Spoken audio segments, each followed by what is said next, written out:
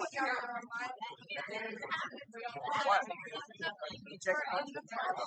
we're just so goaded and amazing that we just wanted them to see how we're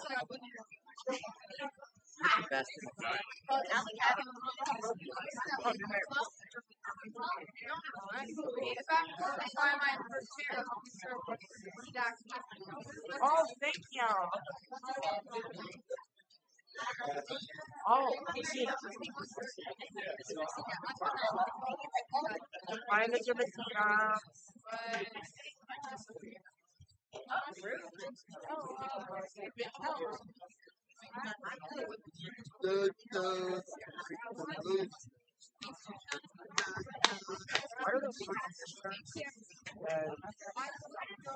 two city managers.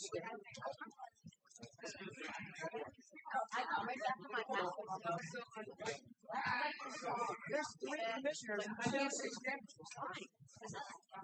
I mean, the term manager. This is what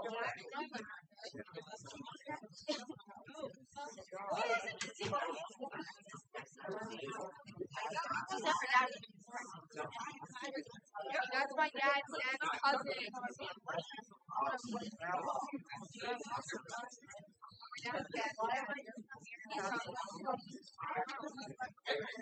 I think you're going to I thought oh my dad. Yes, he does want to show his ball.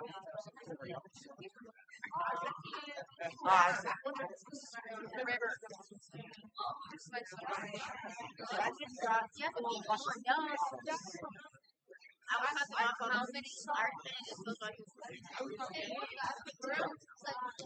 You should invite him. Yeah, Avery would love to see him. All she talks about is toes. Athena does. She only has toes. She said she's going to get some Avery.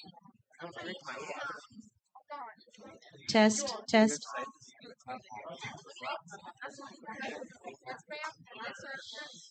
Yes, Test.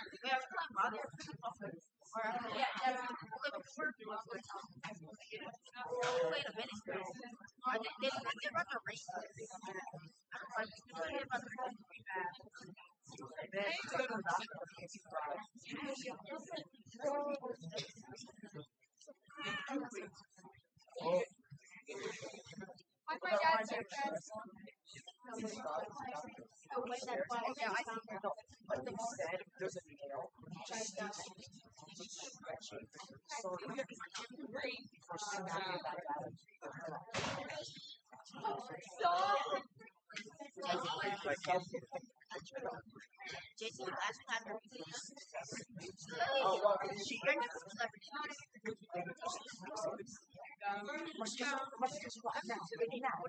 now. I have these shirts.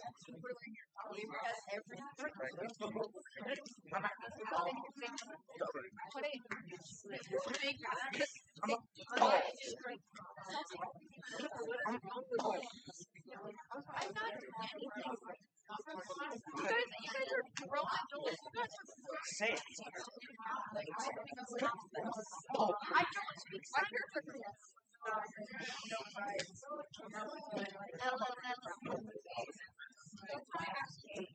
Here's red.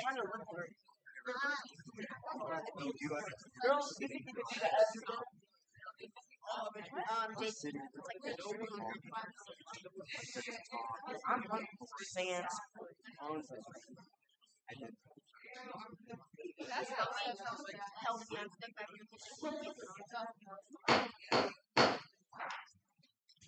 This meeting is called to order. We have the invocation by Pastor James Bramlett.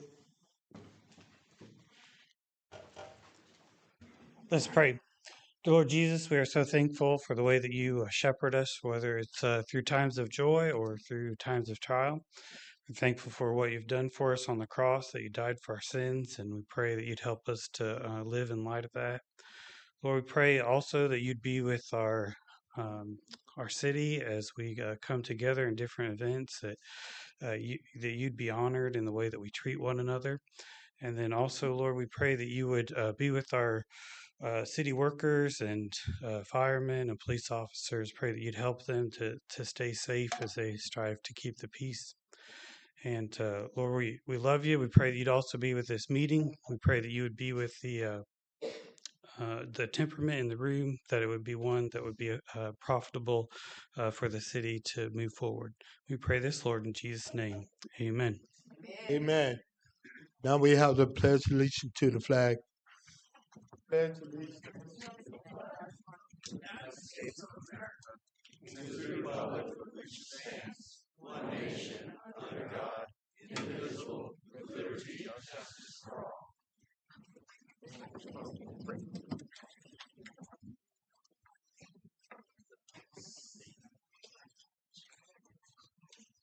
We have the approval of the agenda.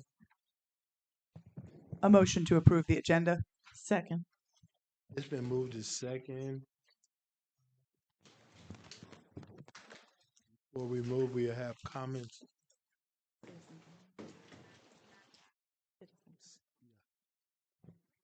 We have citizen comments.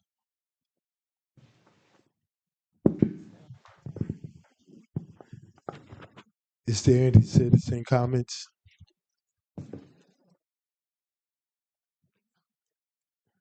Well, if not, we'll vote. The minute's been approved, so we'll vote. We'll start with Aye. Commissioner Fletcher.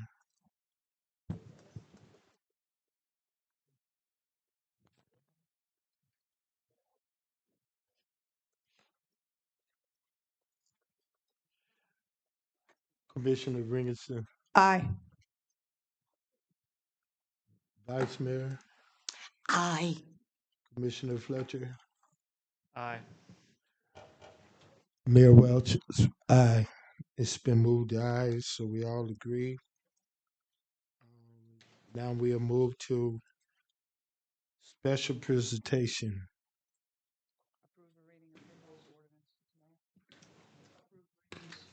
Oh yeah, I'm sorry. Approve the readings of the proposed ordinance and resolution by title only.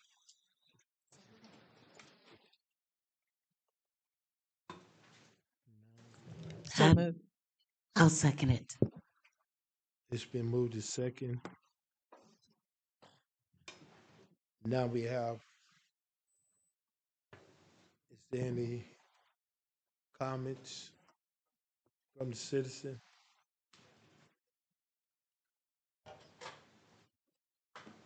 If not, we'll move to item A. Excuse me, we'll vote. Aye. All in favor? All in Aye. favor? Aye, so the ayes have it. So now we'll move on to item A. Good evening, Mr. Mayor, Vice Mayor, City Commissioners, City Manager, and City Attorney. I am Leanne Williams, Deputy City Clerk. The performing arts offers a human connection like no other. Tonight, the A.L. Meband Middle School Band will perform March to Castle Rock by Stephen Hodges, A Quiet Rain by Walter Cummings, and Tempest by Robert A. Smith. The recommended action is to receive the presentation.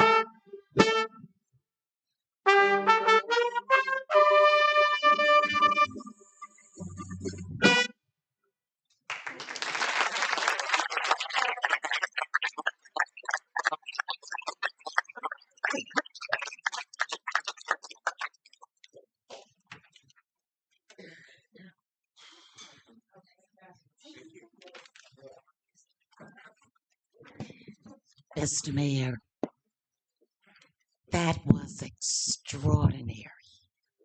Thank you so much. And I was wondering, Mr. Mayor, if we could get a picture somehow. I think if you all come stand beside them. Okay. Thank you.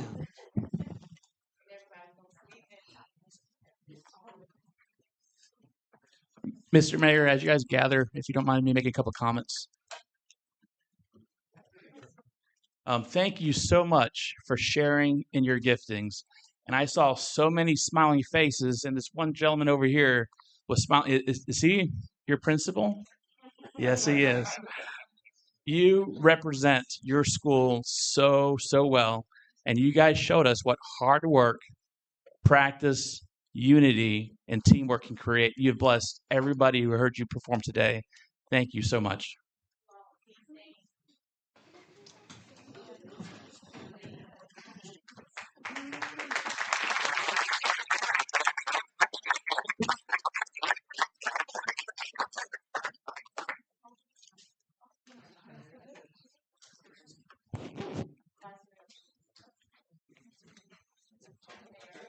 You're the tallest.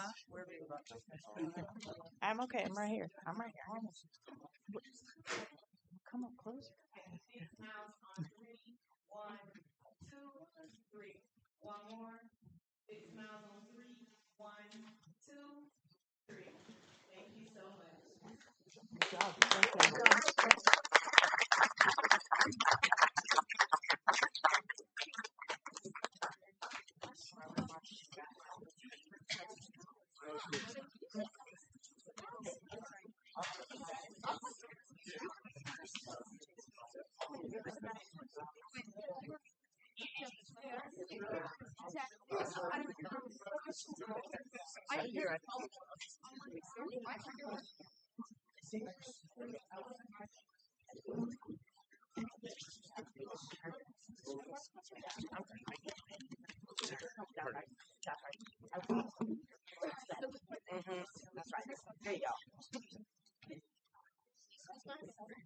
Hey, Meband Band. The mayor has some certificates he would like to present you with. However, I'm going to say your names, so make sure that you're listening for them, okay? Congratulations to Cassidy Casper. You're going to have to make some room. I know. You can just stand over there, too. Because the next one is Sagan Campos.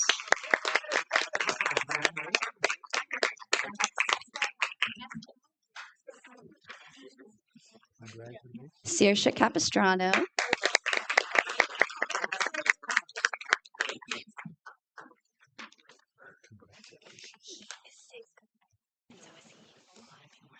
Alec Daniel.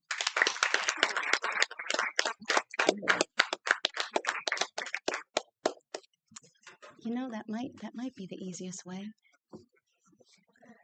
He's got a boot on his foot.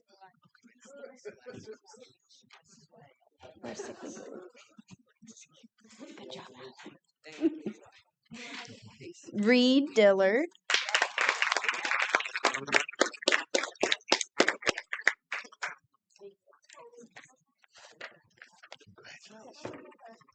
Chloe Esprit.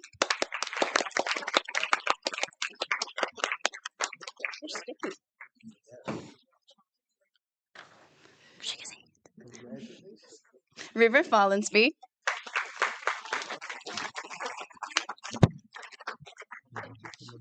Evelyn Fowler.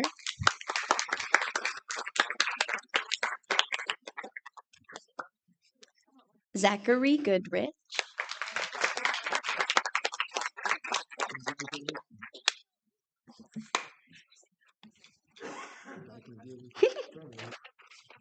Liliana Hoffman.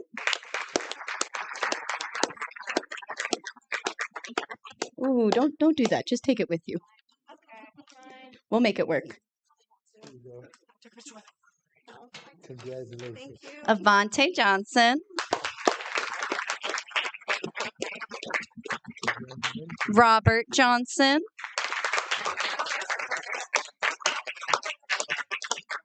Congratulations. Destined King,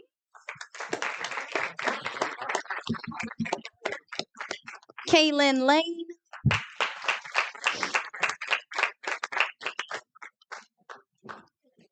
Congratulations. Andy Lee,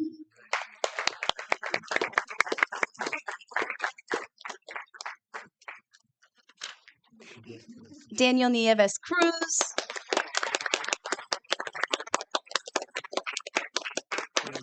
Charles Petty,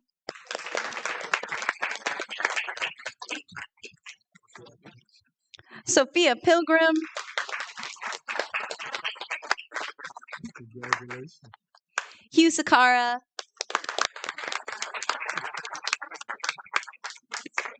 Congratulations. Race Walsh,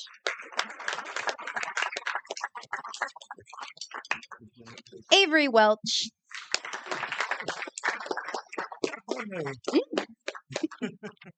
Joshua Wernicke, Congratulations.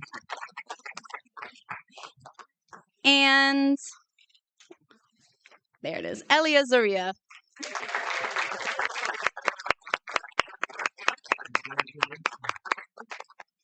I think they're posing now, I guess. Okay, now smile like you like to.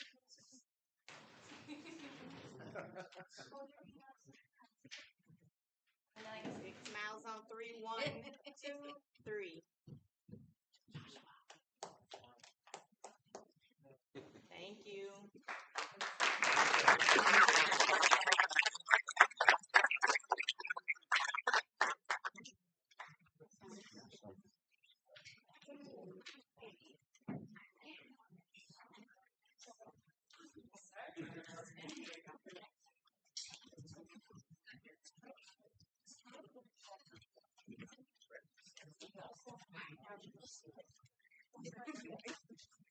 That's your grandpa guy.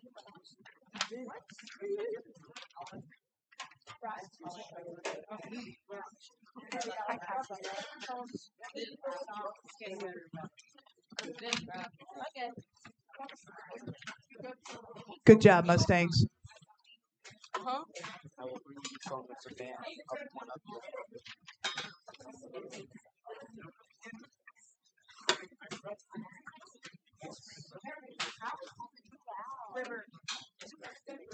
Oh. Let's see what you like help. You have a bunch of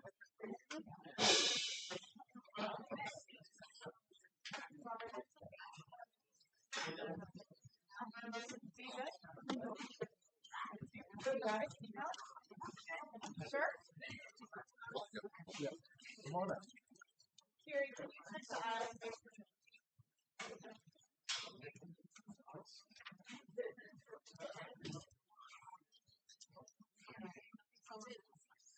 No, they wouldn't.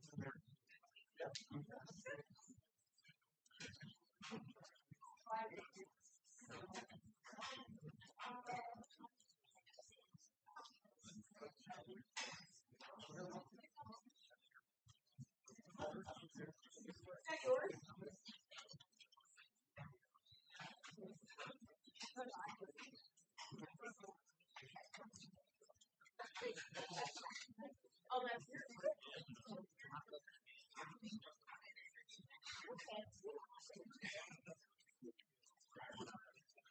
He has a chance.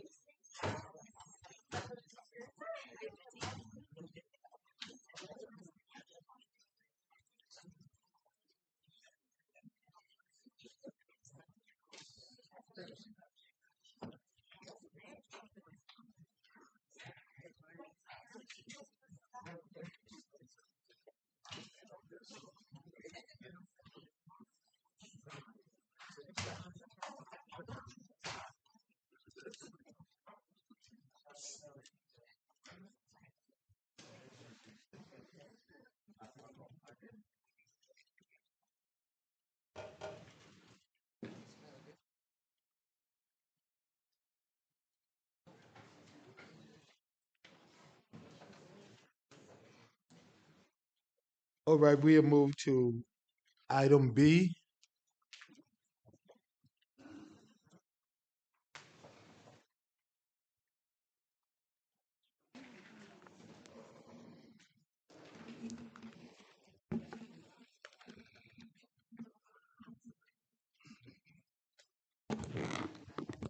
Good evening, Mr. Mayor, Madam Vice Mayor, Commissioner, City Manager, and City Attorney. Tonight, I'm presenting our Strategic Communications and Digital Engagement Plan. My name is Kenyatta Curtis, and I'm the Public Information Officer for the city. This plan focuses on how we communicate city services, projects, events, and initiatives so residents can easily understand what's happening, why it matters, and how to participate.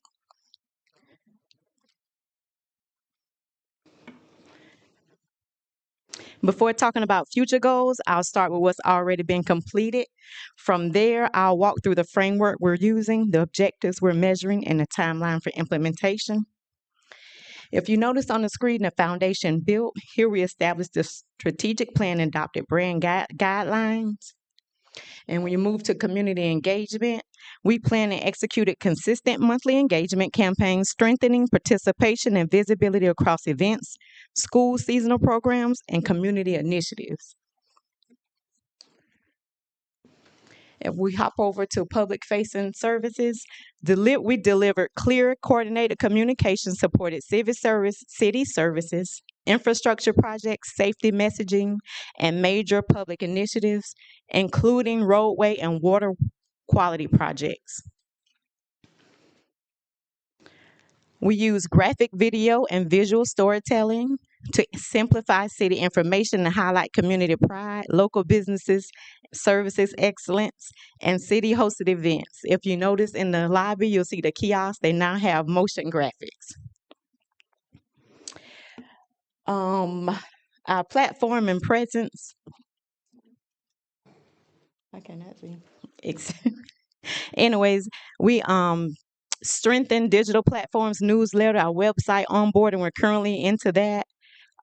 Kiosk and lobby displays. We do this through Facebook, YouTube, LinkedIn, and soon Instagram. We also successfully completed key initiatives, media coverage, ceremonies, and monthly video features. These outcomes create a strong foundation. The next slide outlines the objectives and timeline guiding what comes next.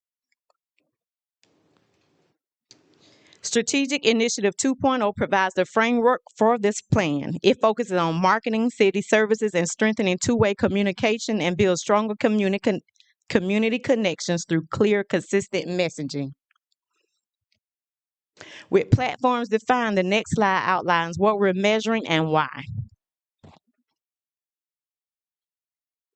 This objective focuses on encouraging residents to move from passive viewing to active participation through strategic contents and call to action. This is achieved through a phased implementation. I want to move this so I can see. If you see here the implementation timeline, January through June 2026, this timeline outlines every year priorities aligned with seasonal themes and city initiatives, which I'm so excited about, allowing for steady momentum and evaluation. In January, we just had our MLK I Pledge, which was very successful. We had a great turnout. And then we're going to hop on to May. We're going to have our Great American Cleanup that's coming up. And if you see in June, we're going to have our Fur Friends feature. And I'm excited to welcome your fur friends to our Facebook page, so get ready for that. The second half of the year builds on that momentum and evaluation. I know the year just started, but we'll be back into our harvest season, into our Christmas tree lighting again. I know it's just time just flies, so you'll see that there. The remainder of the year focuses on sustained engagement, major community events, and milestones, moments that reinforce consistency and visibility. Participation works best when content is engaging, which leads to our next objective. Engagement measures how well content resonates. This objective establishes a baseline and set clear, measurable targets for improvement. For the entire 2025, we had 8,500 interactions. At 4%, it's about 340, and we'll estimate around an additional 680 interactions, which is around 9,180 interactions, but I believe we can get to 10,000. So please ask your friends and your family to follow us, join us on this movement through our Facebook, because we know that as engagement improves, reach naturally expands. And objective 3, the objective focus on expanding the city digital footprint so more residents consistently receive time accurate information. Currently, we have 9,300 followers.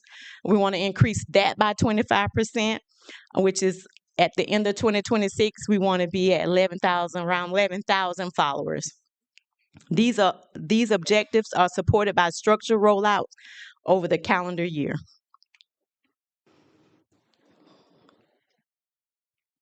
Each platform serves a distinct purpose, audience, frequency. This purpose ensures efficient use of resources while maximizing reach and clarity. So with platforms defined, the next slides outline what we're measuring and why. So you'll see our different platforms and how we're going to do the frequency every week or every month or or quarterly as well.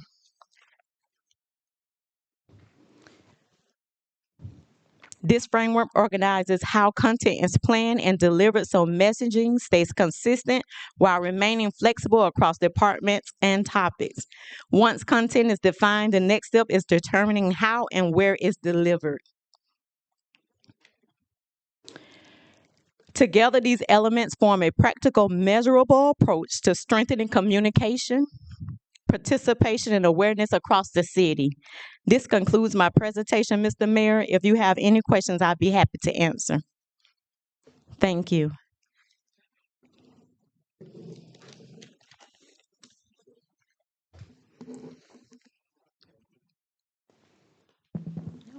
I'll just make a comment. Okay. Thank you so much You're for the welcome. presentation. Thank you. And I look forward to seeing, observing the wonderful implementation of this proposal. I just know that you'll do a magnificent job. So thank you for all that you do for this good life community. Thank you, Madam Vice Mayor. I'll just echo that. Thank you very much for your hard work. Thank you, Commissioner Ringerson. Mr. Mayor, Kenyatta, thank you for the presentation. It was great. We've looked forward to this for a bit, so I'm so glad to see it happening. Make sure that we toot our horn when we do reach those goals. Okay. And you know, especially if we reach them ahead of time. Okay. And beat the deadlines. But other than Facebook, what other platforms remind me what other platforms we're using? I just discovered that we have a YouTube. We're going to be using that. We also are getting ready to release Instagram. We also have a LinkedIn. Okay. And I'm trying to see, there's one more. LinkedIn. Are we using X at all or no? Not yet. Okay. We do not use X at all. Okay. No. But those are our current, ones. platforms. Okay. Great. Thank you. Mm-hmm. Mr. Mayor, if I can make a comment? Yes, you Ms. Curtis, when she first joined us, she hit the ground running, and she spent a lot of time laying the foundation as we're building our marketing up. And she's very, very good at what she does. Earlier this year, she talked me into doing a YouTube video, which I would have never thought. That And was our highest viewed. And she was very instrumental in the Martin Luther King, the I Pledge call to action, where I pledged and Mr. Mayor, you pledged. And so she's very engaging. And Kenyatta, thank you so much for all your hard work. This is the first level. Now we just go straight up from here. Thank you for doing what you do. Thank you, City Manager. And I want to thank you as well. Doing a tremendous job, and I touch and agree with you on your expectation of getting more people involved. Boost those numbers. Thank you, Mr. Mayor. Thank you. Now we'll move to item C.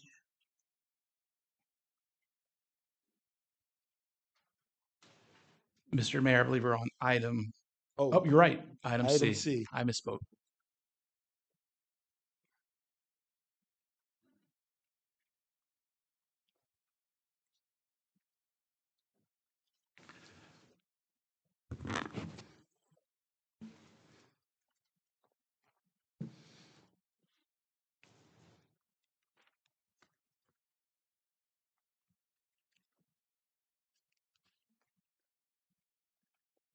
Thank you, Mr. Mayor, Vice Mayor, Commissioners, City Attorney. My name is Rodolfo Valadares, and this evening we'll be discussing the Hathcock Community Center, and I'll be providing a progress report for it.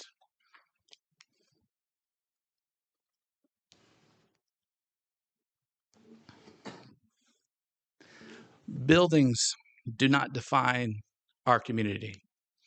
People do. And these beautiful smiling faces continue to mentor and train our community. They took care of us as we grew up. They share their wisdom. They share their stories. They are part of the foundation of our community. And the Hathcock Center provides services for our seniors. And I do want to invite up Vanessa and Brandon from Crafty Gemini to discuss in details the services that the city provides out of the current Hathcock facility. So Vanessa, do you mind joining us, and Brandon? And you have a presentation?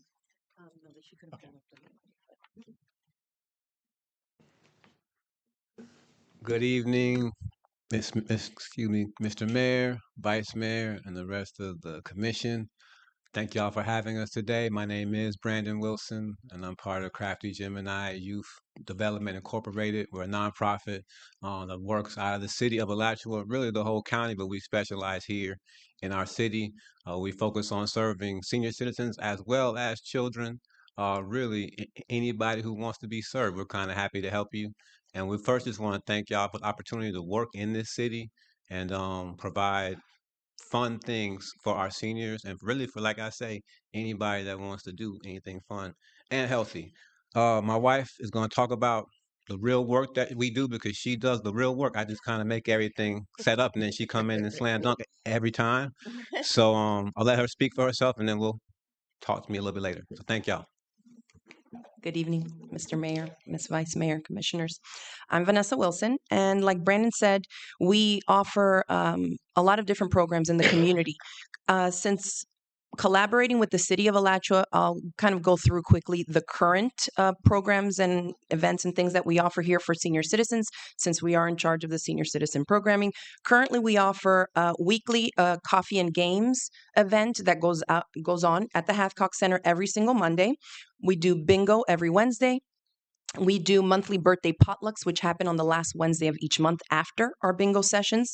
I also teach arts and craft classes the fourth Thursday of every month at the Hathcock Center. All these activities we do at the current Hathcock Center. We have a dance gold class, which is a low impact dance class for seniors that we offer 3 times a month right now. That does not go on at the Hathcock Center. Okay, we have that at Legacy Park because of the space limitations and some flooring limitations that I'll talk about in a second. We also put on the senior field trips. So once a quarter, we take busloads of seniors on different trips around the state. So when we first began, the Hathcock Center worked very well. When I started calling bingo, I think we're going into our 3rd year now doing this. So when I started with bingo, there were maybe 5 or 6 people showing up. So the space worked out really well. It met our needs. Since then, the participation has definitely grown steadily, especially for those Wednesday bingo sessions. We consistently get between 40 to 50, sometimes 55 seniors in attendance each week. And so, as we know, growth is a good thing, but I will say that we have outgrown that space. Although we've never run out of chairs, my husband is quick to jump in his truck and go pick up some more at Legacy Park whenever we do need it. It is getting crowded in there. And so my concern is that some seniors may stop attending altogether because there's no more space really for them to feel comfortable in the Hathcock Center. And the accessibility issue too, you know. Some of them can't get around. And so climbing up all the steps, we want to make sure that we're sitting them in a spot that they can have access to, you know, go get their coffee or go to the restroom. And so those safety limitations, in terms of that dance gold class that I mentioned that is currently hosted at Legacy Park, the current floor at the Hathcock Center is not level. So I'm happy to do like arts and crafts where I can have them seated and they don't really have to be getting up and walking around. But for the ideas that we have for the movement, mobility-based classes that we have providers for, that we have ideas for our seniors, we're definitely prevented from doing that in a responsible manner and in the current situation, okay? I have here that, the senior center, obviously, if we get a new senior center, it will definitely help us expand the wellness and movement programming that we want to do for our senior citizens, as well as improve the accessibility, comfort. More space equals, hopefully, more seniors coming to our programming, okay? Now, personally, beyond the seniors, as Brandon said, we do a lot of work also with the youth in Alachua County and obviously in the city of Alachua. And we saw some of our students in here that were in the band that have taken my craft classes. So we've offered arts and craft classes in the EDP after school program at Meband. And I've always had this idea of incorporating and creating some programming that's more intergenerational, where I want to do some gardening. So when I do gardening classes with the seniors, I have to limit it to something simple, easy that they can do in a little pot that they can take with them. I have the idea of having more of a community garden where the kids and the seniors work together, both in craft projects and also in something like a gardening space like that, where they can help each other. Where one is limited, the other can help. Where one has more knowledge and experience, they can help. So that's something that I would love to do, have that intergenerational programming here with, both the youth and the seniors of our community. I think that type of programming would definitely help build connection and a stronger sense of community for all of us here in the city of Alachua. I think so. Okay. Thank you, ma'am. I'd just like to mention briefly that one of the really things that has me excited about possibly having a newish, some type of a revamp of the Hathcock Center is opportunity to have other folks serve as well, because we're not the only folks that have ideas of how to serve. But in our current space, you can really only have one service at a time. And so having something that's multifaceted will allow us to serve different groups. Like, for instance, we're working with the elder care folks to start a feeding program. I'm sorry, meal program. I feed animals all the time, so I think feeding, that's what I think. But this is for senior citizens, a meal program. But you basically have to be 60 years old, and so they want to do it and like do fun activity, but that's cutting out some of our seniors. And so if we had a space where we could do multiple things at once, we could have some folks doing the meal program and some folks doing something totally different, have kids doing things. And like I said, the main thing is having other providers coming in and serving alongside us, or even just on their own, working with the city. And so we think it's something that whatever form it does take, it should be beneficial to everyone as long as everyone is allowed to kind of be involved with it. And that's our goal. And so we just hope that y'all do something great like y'all always do. And we'll be waiting to hear so we can get to expanding our options for everybody. Thank you. Mr. Mayor. Oh, if y'all have any questions, I'm sorry. I do. You're supposed to have questions. Thank you so much for sharing. When is the next trip? Ooh, so we got one trip coming up Wednesday. Okay, Wednesday. Now I believe somebody got with Reverend Brown, so I'm not sure if he got with you yet, but I know that he did get the message. So Wednesday, we're going to Lake City. For our yearly, we'll go to the Old Time Country Buffet. It's like a Valentine's trip. Yeah. So we're going up there. That's kind of like our smallest trip of the year, kind of like our easiest one. So we start with that one, and then I think the next one will be in May. And y'all will be finding about that very, very soon. But Thank Wednesday. you. Appreciate it. Wait, one more quick comment. I love all the things you're doing. I love the idea of gardening and the food, like growing the vegetables, and I think that would be something we keep talking about. Thank you. Yeah. So I'm all for that. If we can, Rodolfo, help out with that, that would be great. Mr. Mayor, thank you so much for not just telling us, because some of us do know what you've been doing, but for our community here, so that they know what you've been contributing to our community for a few years now.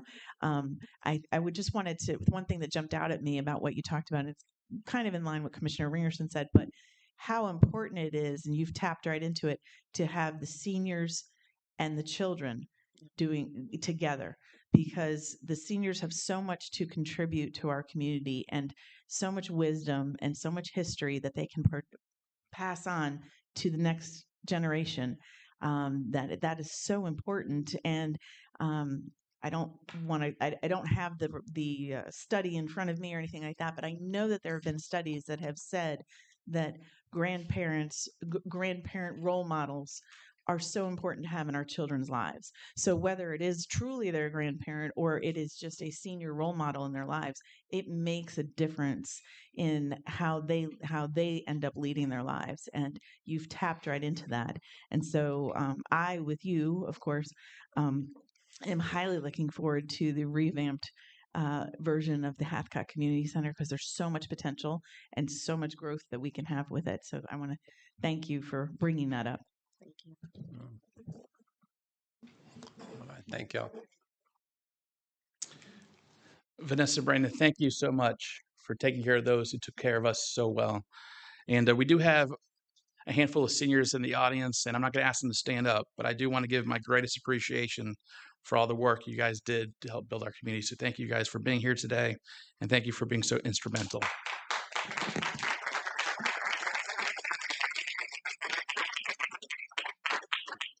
And so one word that was asked is if you guys decide to do that, we're building it, we're getting it done. And the purpose of this presentation is to provide a progress report of the activities that are currently going on. And so events that are happening right now have been done, being done, or are scheduled to be done. The site's being surveyed. So if you go out there right now, you'll see stakes throughout the whole entire survey. We are currently doing the soil testing to look for both percolation for stormwater basins, but also the foundation to go ahead and build the building. The other item we're currently working on is the drainage to the site. That's something that's quickly overlooked. This site does have some drainage issues. Our job is to tackle it, manage it, and make it not an issue anymore. The other thing we're currently doing is we're coordinating with our utilities, making sure we have adequate for all those items. We're also looking at the roadways. We're trying to improve the roadways. Northwest 159th Lane is not paved. The goal for this project is to get that addressed as we move forward. The other item we're currently engaged in is structural inspections of the Hathcock Center. And so there's been conversations in the public saying this building has been so good for our community. What other potentials can we get out of it? So we're currently having it structurally inspected. And the other one that goes hand in hand and was briefly noted is life safety inspection of the building. So again, to provide this board with all the correct options, we need to make sure that building is safe and adequate for for whatever use you guys determine in the future. All these things are being done right now. So this is the first step. And as we engage in the design, we have the ability and we have the opportunity to do public art. And we also have the opportunity to do historic preservation. And so staff will be engaging the Parks and Rec Board to go ahead and form the committee and provide recommendations to this board for the use of public art as that opportunity provides itself within the design. And also the historic preservation. Our goal is to engage our resource advisory board and have them go ahead and form committees and make presentations and recommendations for this board. So the chair for the Parks and Recs is Carol Velasquez Richardson, and the chair for the senior advisory board is Reverend John Brown. And we will begin engaging those chairs to present to their boards and hopefully tie in these opportunities as we move the design forward. Mr. Mayor, that concludes our presentation and progress report for the Hathcock Center. Thank you. Mr. Mayor, I have a question. City Manager, what is the specific confirmed start date for construction at the Hathcock Center? So as we do these inspections, those dates can be more defined. We have increased the scope for the Hathcock Center because we had a lot of feedback that parking was a constraint, was presented to this board, was a purchase of a parcel. We purchased that parcel. And so scope for this project has increased. But even with that scope increase, it is necessary to have this one facility serve what we're trying to do. Okay. Because my understanding is that we have to go through the design contract agreement. Is that correct? Or are we just waiting for the design, approval of design, and then going into building, the building contract portion?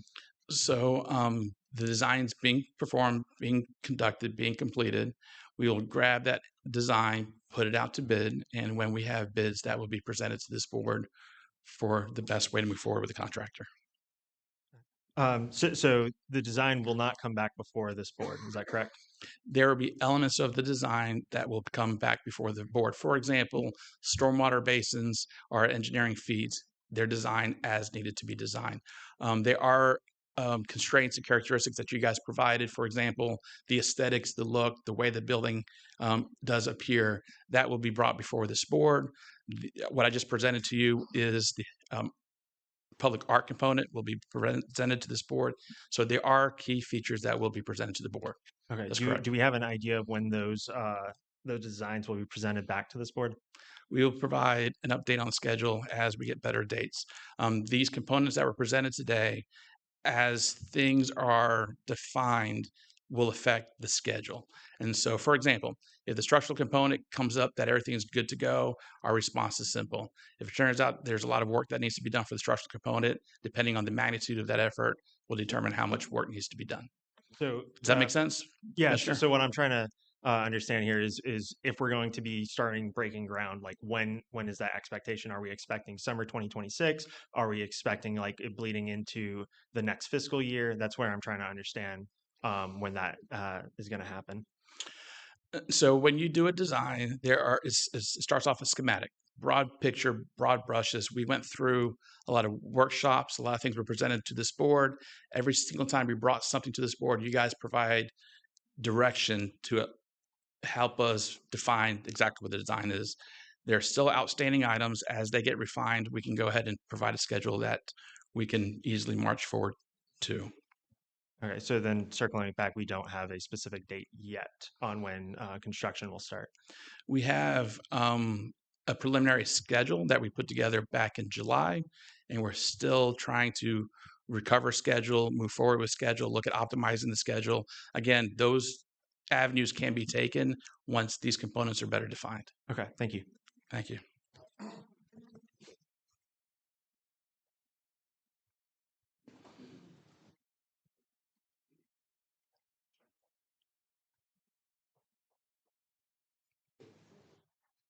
Thank you, Mr. Mayor.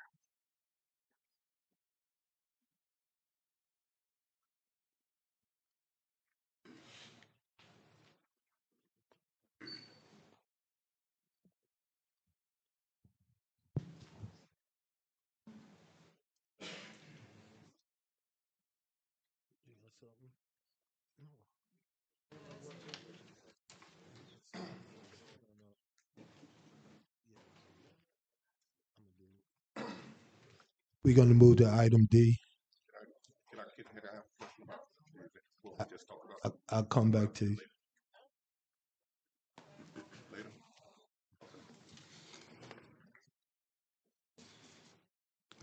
Good evening, Mr. Mayor, Commissioners, City Manager, City Attorney. I'm David Weisner, Economic Development Manager for the City of Alachua.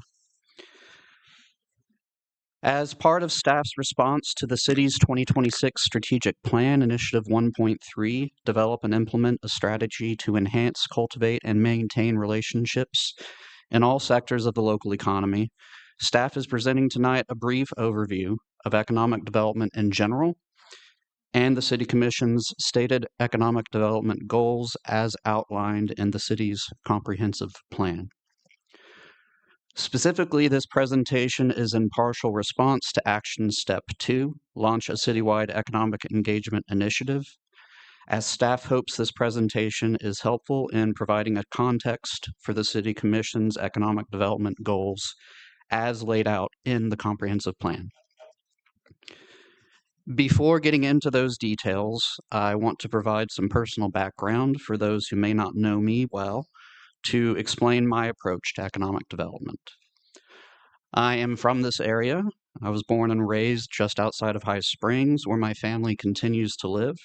I went to school in High Springs, graduated from Santa Fe High School, Santa Fe College, and the University of Florida, where I majored in political science with the goal of being able to help people through working in government. I'm a small town guy who does not have an agenda beyond trying to do what I can to help improve people's lives. I share that to say that local government is not just a job for me, but is about helping the people in the communities that I have always called home.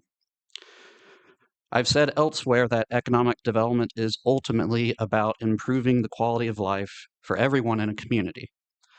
But the tricky part is not everyone agrees on what makes a good quality of life, just like not everyone has the same vision for what they want a community to be. The goal of a city commission, of course, is to support what it believes the majority of a community wants. And the most important document a commission creates to define and guide that vision is a comprehensive plan. It's worth looking at what Alachua's comprehensive plan vision statement is, and also some elements in the plan regarding economic development to be clear on what the goals and visions for the community are. And I'm going to read these really quick because there's a lot of words. So the vision statement says, the city has a strong image as a good life community. The image is woven throughout the work of the city with a commitment to premium service delivery and a high quality of life. The city will be a business-friendly community, encouraging economic development and the establishment and expansion of major job centers in the industries of logistics, manufacturing, high-tech, and biotech. The city will continue to invest in providing high-quality recreational and cultural arts facilities and programs that create a sense of community. Alachua will be a place where housing choices are available to meet the needs of all citizens. Alachua will be a leader in fostering quality, well-planned growth, and redevelopment. Alachua will be a community where citizens can safely choose one of several multimodal transportation options, including cycling, walking, and innovative options such as ride shares. Alachua will strive to be continually known for its collaboration between citizens, business communities, schools, and government, and will continue working together for the common good. Further, under goals to improve the vision, Goal 1 is actually economic development, which reads, the city of Alachua has a unique business climate. The city is home to corporations, technology incubators, local businesses, and startup companies. The city will maintain its focus on a welcoming business environment and encourage business development in the downtown area and along the US 441 corridor. The city supports a sustainable, thriving Main Street with a variety of businesses and a downtown area that attracts shoppers and patrons through cutting-edge marketing strategies. The city will continue to support the redevelopment and revitalization of the historic center of the community. Alachua desires to continue to be a home to innovative businesses and an employment center where jobs are available to citizens of all educational and skill levels and ages. The city will continue to encourage the growth and development of established industries such as the life sciences, technologies, and emerging industries, and encourage the diversification and expansion of commercial businesses which provide integral services to the city's residents. The city will encourage a sustainable use of natural resources to ensure that economic growth and development will responsibly continue within the community. The city will build strong relationships with local, regional, and statewide economic development organizations in order to work together to retain existing businesses and attract future businesses. The city will pursue business incentives that encourage additional private investment from new or existing businesses that will enhance employment opportunities and the quality of life of residents. That was a mouthful. The comprehensive plan as a whole is massive. So I want to highlight some of what we just read and some of the points that are relevant for a big picture view of what, per the plan, the city's economic direction is. Let's start by looking again at this line from the economic development goal. The city will maintain its focus on a welcoming business environment and encourage business development in the downtown area and along the US 441 corridor. That phrase, welcoming business environment, is a little vague and open to interpretation, but I think I can capture the essence of what it means. We all know communities earn reputations for particular attitudes, and generally those reputations and attitudes are set by the leaders of a community, particularly elected leaders such as yourselves. You set the tone that people on the outside looking in see, and you also create documents such as the comprehensive plan, where you state what your vision and goals are for the community. Some communities welcome growth in business and residential sectors, while other communities are opposed, though in reality, most communities are a mixture of both. They want particular kinds of growth, but don't want others. And it's important to note that no community can keep a perfect status quo. Communities are a living organism made up of people, and just like all kinds of life, they are either growing or shrinking. And in general, growth is preferable to shrinking because if a community begins to lose population and businesses, it is unable to afford to maintain the same quality of services for its citizens at the same price. The best a local government can try to do is manage as best it can the type and speed of growth of a community, though most of those factors, the national and state economies in particular, are outside of its control. Going back to the foundations of Alachua, all the way back to the very beginning, when it was Noonanville in the 1820s, this community has always been pro-business. Noonanville was the center for commerce of all of north central Florida for decades. And the reason that community relocated to present-day Alachua was for economic reasons, to be close to new railroad tracks that became vital to business. Alachua's growth did stall for decades between the 1920s and 1970s, but it was not due to a lack of desire for increased growth. It was the result of outside circumstances such as the Great Depression dictating how much the community was able to grow. So the phrase welcoming business environment is consistent with the culture Alachua has always had. And the emphasis on both the downtown area and the US 441 corridor in that phrase that we read is exactly where business growth should be focused. Downtown because of the history and business character of existing infrastructure, and 441 because it is the primary transportation artery along with I-75, not only through Alachua, but through much of the state and southeast. And you can actually see here, it's a little harder to see than I imagined, but this is all the businesses in yellow that are located within Alachua. And this line here is 441, all the businesses accumulated there. There's the downtown area. That's the Progress District. So you can see the majority of the businesses do locate along 441 and in the downtown sector. Further in the comprehensive plan, there is an economic element that more robustly describes the city's economic goals. There are several stated objectives, but the one I want to call attention to tonight is Objective 1.4, Agricultural Analysis, because I think it provides an important context for what the city's growth goals are. This section suggests that while the city values economic growth, it also values balancing that with maintaining its character. And Objective 1.4 specifies one important way that is being done.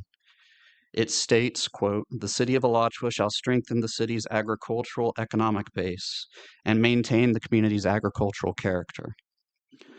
Policy 1.4.c states, "Recognizing the economic value of Alachua's environmental character, the city shall protect Alachua's scenic surroundings." So growth for our community is about intentionality that doesn't sacrifice our natural and historic character. I think it's important to demonstrate that through data and not just these words. So I want to share how Alachua compares to its neighboring and peer communities, both in managing the balance between business, residents, conservation, recreation, and agricultural land usage, and just what the expected population growth is for each of these communities. I'll start with population projections for the year 2050, which I want to note are my personal estimates only, and they are not reflective of more official estimates that will be conducted in the near future by the Planning Department. For these estimates, I looked at the population growth from 2000 to the present for Alachua, High Springs, Newberry, Gainesville, Lake City, and Trenton. I then calculated that growth as a percentage and used that percentage as the estimate for growth over the next 25 years. An important caveat, this is an assumption. There's no way of knowing whether the growth rate of the last 25 years will be the same as the next 25 years. And as we'll see when we look at the future land use categories for each community, both High Springs and Newberry are actually poised for potentially more population growth than these estimates by themselves suggest. For raw numbers, the current populations are approximately Alachua at 11,300, High Springs 7,100, Newberry 9,500, Gainesville 151,200, Lake City 12,500, and Trenton 2,200. From 2000 to 2025, Alachua's population increased by about 5,200, High Springs 3,300, Newberry 6,200, Gainesville 56,000, Lake City 2,600, and Trenton 600. As a percentage of growth, that is Alachua and High Springs both at about 46%, Newberry 65%, Gainesville 37%, Lake City 21%, and Trenton 27%. If that same rate of growth occurs over the next 25 years, the populations by 2050 would look like Alachua at about 16,600, High Springs 10,400, Newberry 15,800, Gainesville 207,000, Lake City 15,200, and Trenton 2,800. These numbers do roughly fall in line with what the University of Florida Bureau of Economic and Business Research projects for Alachua County's overall population by 2050. But when factoring in the total acreage and what future land use categories imply for potential growth of each community, a different picture emerges for how our communities might grow. The first factor to note is the size of each community by acreage. Alachua is approximately 22,000 acres, High Springs 14,100, Newberry 38,400, and note Newberry has been aggressively annexing land and increasing in size over several years, now to the point where it is nearly the same size as Gainesville. Gainesville 38,900, Lake City 9,400, and Trenton 2,200. And this did not show up quite as well as I'd hoped it would, but if you can tell. So these are future land use categories. And these, again, the numbers are approximate. The data came from Property Appraiser GIS from the City of Alachua Planning Department and also from Map Genius for Alachua County. So the yellow is agricultural. This dark navy blue is residential, various kinds of residential. This lighter blue here is conservation. The light green is commercial. This other light blue is industrial. And the orange is recreation. And you can see the different breakdown. This is the percentage of the acreage for each community according to each category. Again, approximate. Future land use suggests High Springs could outpace its population projection because 86% of its land is currently designated in some way, shape, or form as residential. And this is demonstrated in part by the eventual development, whenever it occurs, of Bridlewood. Likewise, despite 87% of Newberry's land currently being zoned as agricultural, Newberry very well could outpace its population projection due to its aggressive annexation practices and the sheer physical size of its community. Alachua, by contrast, has what I suggest is a healthy balance between future population and business growth and maintaining its small town identity. As you can note, other than Newberry, Alachua has the largest percentage of land that is zoned for agricultural, even more than rural Trenton, which is consistent with the comprehensive plan's emphasis on the importance of agriculture to the city's character. It also has the largest percentage of land zoned for conservation, even slightly larger than Gainesville's. And other than Newberry, has the smallest percentage of land designated for residential at 18%.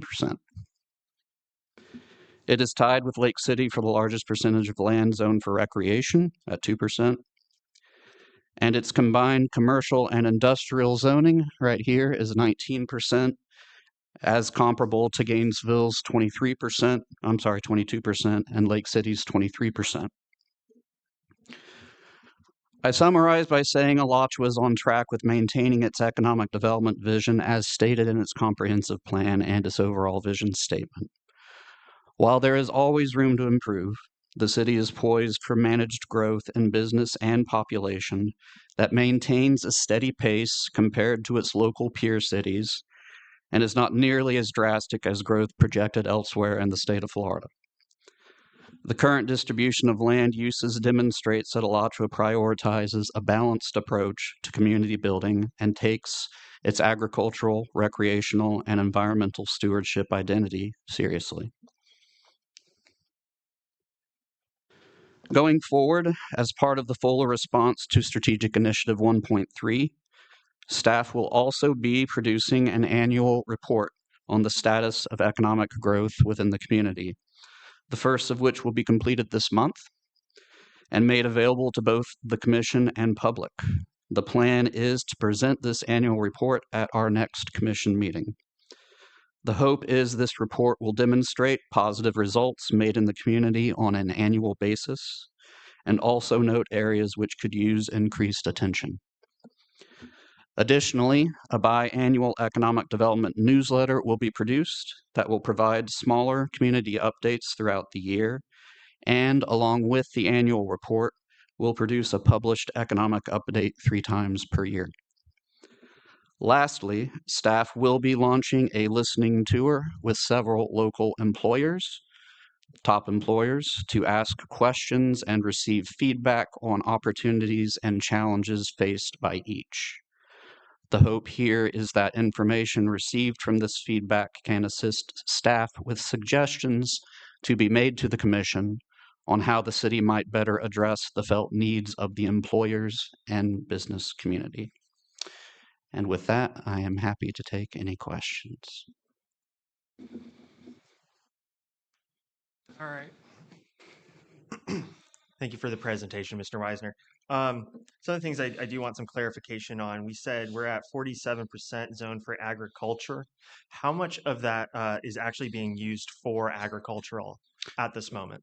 A good question, of which I was unable to estimate it based on looking at GIS. A lot of it is used as residential. I think within planning department could speak more firmly to this, but I believe within the agricultural designation, you can have homes on 5-acre lots. So, but I'm not sure how much of it is actually used for agriculture. Just continuing on that, regarding agriculture zoning, is that include, because a lot of times when we think of agriculture, we're thinking of like farms, those types of things. How much, but there's another thing, I think it's like silvicum, it's when they do like the trees and they chop the trees down. How much of our agricultural land is used for those purposes instead of like what you think of traditional farming? That I also do not know, but I'm happy to do some research and find out. Because I know in the county, we've been wanting to do more farm to table and food type of, like food hub type events and supporting those farmers.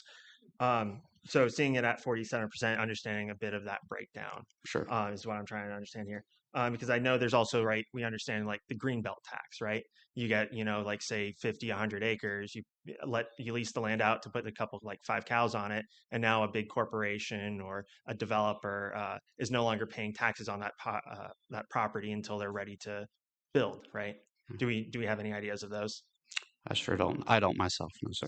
So then jumping on to conservation in our city, we said we had the highest amount of conservation land. By percentage of land, yes. By raw acreage, no. Okay. Gainesville has low. How much of our conservation land is the San Falasco State Park? Nearly all of it. It's a very large majority. Is that something we acquired for San Falasco, or is that something the state acquired and just happens to sit between our municipal bounds? That I also don't know off the top of my head. Okay, I just want to make sure that we're not under the assumption that we're putting a lot of land to conservation and it's actually the state that has those there. And then finally, when we talk about residential zoning, we can say like X amount of land is part of residential. Do we know the breakdown of densities, right? If we have 25%, or say we look at High Springs, which has a higher percentage, are we talking about like residency 1, residency 5? Like, what are we talking about when we say comparatively? For the purpose of this presentation, I broadly summarized for simplicity's sake. If you're interested, I could go back and do a more thorough analysis for comparison's sake. But of course, higher density, you're going to have higher in Gainesville as opposed to everything else. High Springs has a wide variety of different zonings, and there's a variety in each of the communities, but I did not break down specifically by residential zoning. Yeah, I just don't want to be misleading about when we say only 25% of our land is residential without actually accounting for like how much of that is actually residential units. I'm a numbers guy. I like to make sure that numbers tell a story and make sure that like when we're telling the story, all the facts are there, the understanding. So that's just something I want to clear up on this. But I would like to thank you for your presentation. It was very some of these numbers, they're very hard to find. So I want to give you a lot of credit for that. That's some hard stuff to get, but thank you. Thank you. Mr. Mayor, I do want to expound on that comment from Commissioner Fletcher. David, excellent work. Thank you for pulling all this stuff together and presenting it in such a good way. Thank you for your efforts. And once again, David's the Economic Development Manager for the City of Alachua, and he is blazing his trail on how economic development is being presented to this board. I don't think a presentation like this has ever been presented. So David, Mr. Wisner, thank you so much for your efforts. Thank you, City Manager. Thank you. Thank you very much, Dave. We'll move to item E.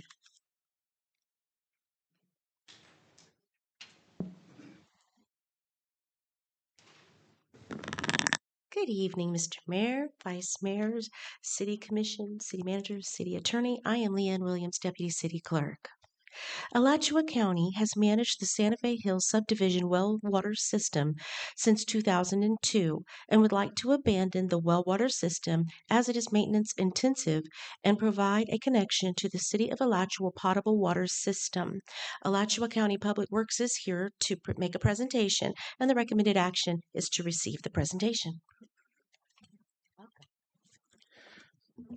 Good evening, Mr. Mayor, Mr. Vice Mayor, Commissioners, City Manager, City Attorney. I'm Ramon Gavarrete. I'm the Public Works Director for Alachua County.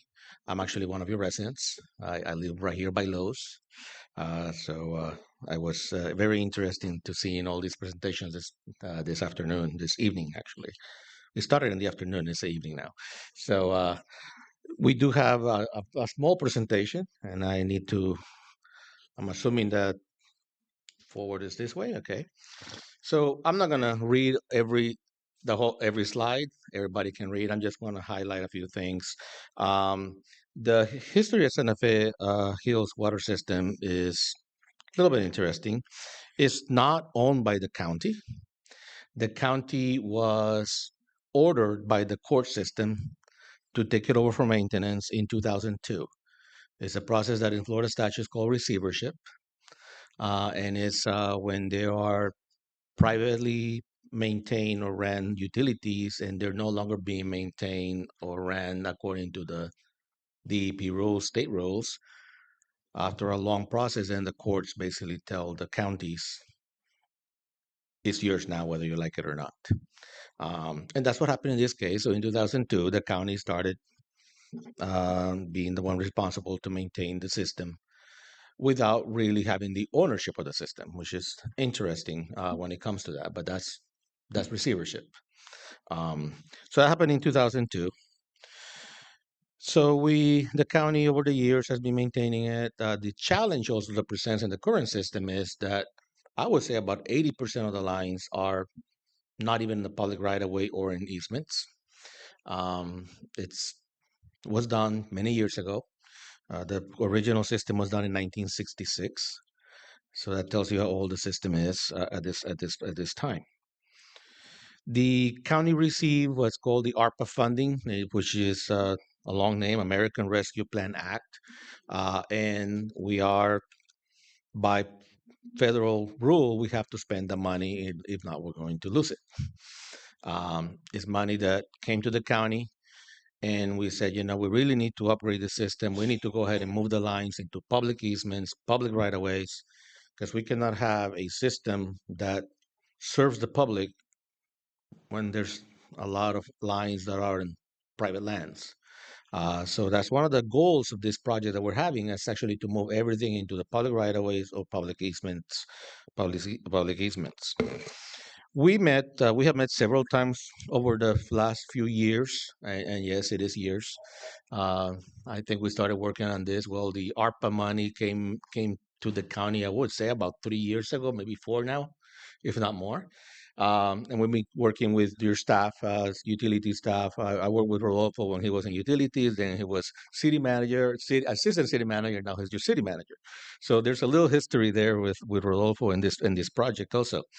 We engaged the JB Pro firm. There's Representative Jay is here today also from that. If there's any technical questions that I cannot answer.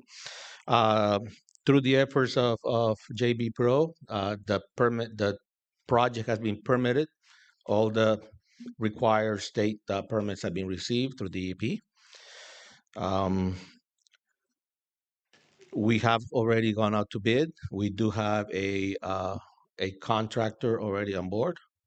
And we have postponed pre-construction meetings, I think it's 3 times now.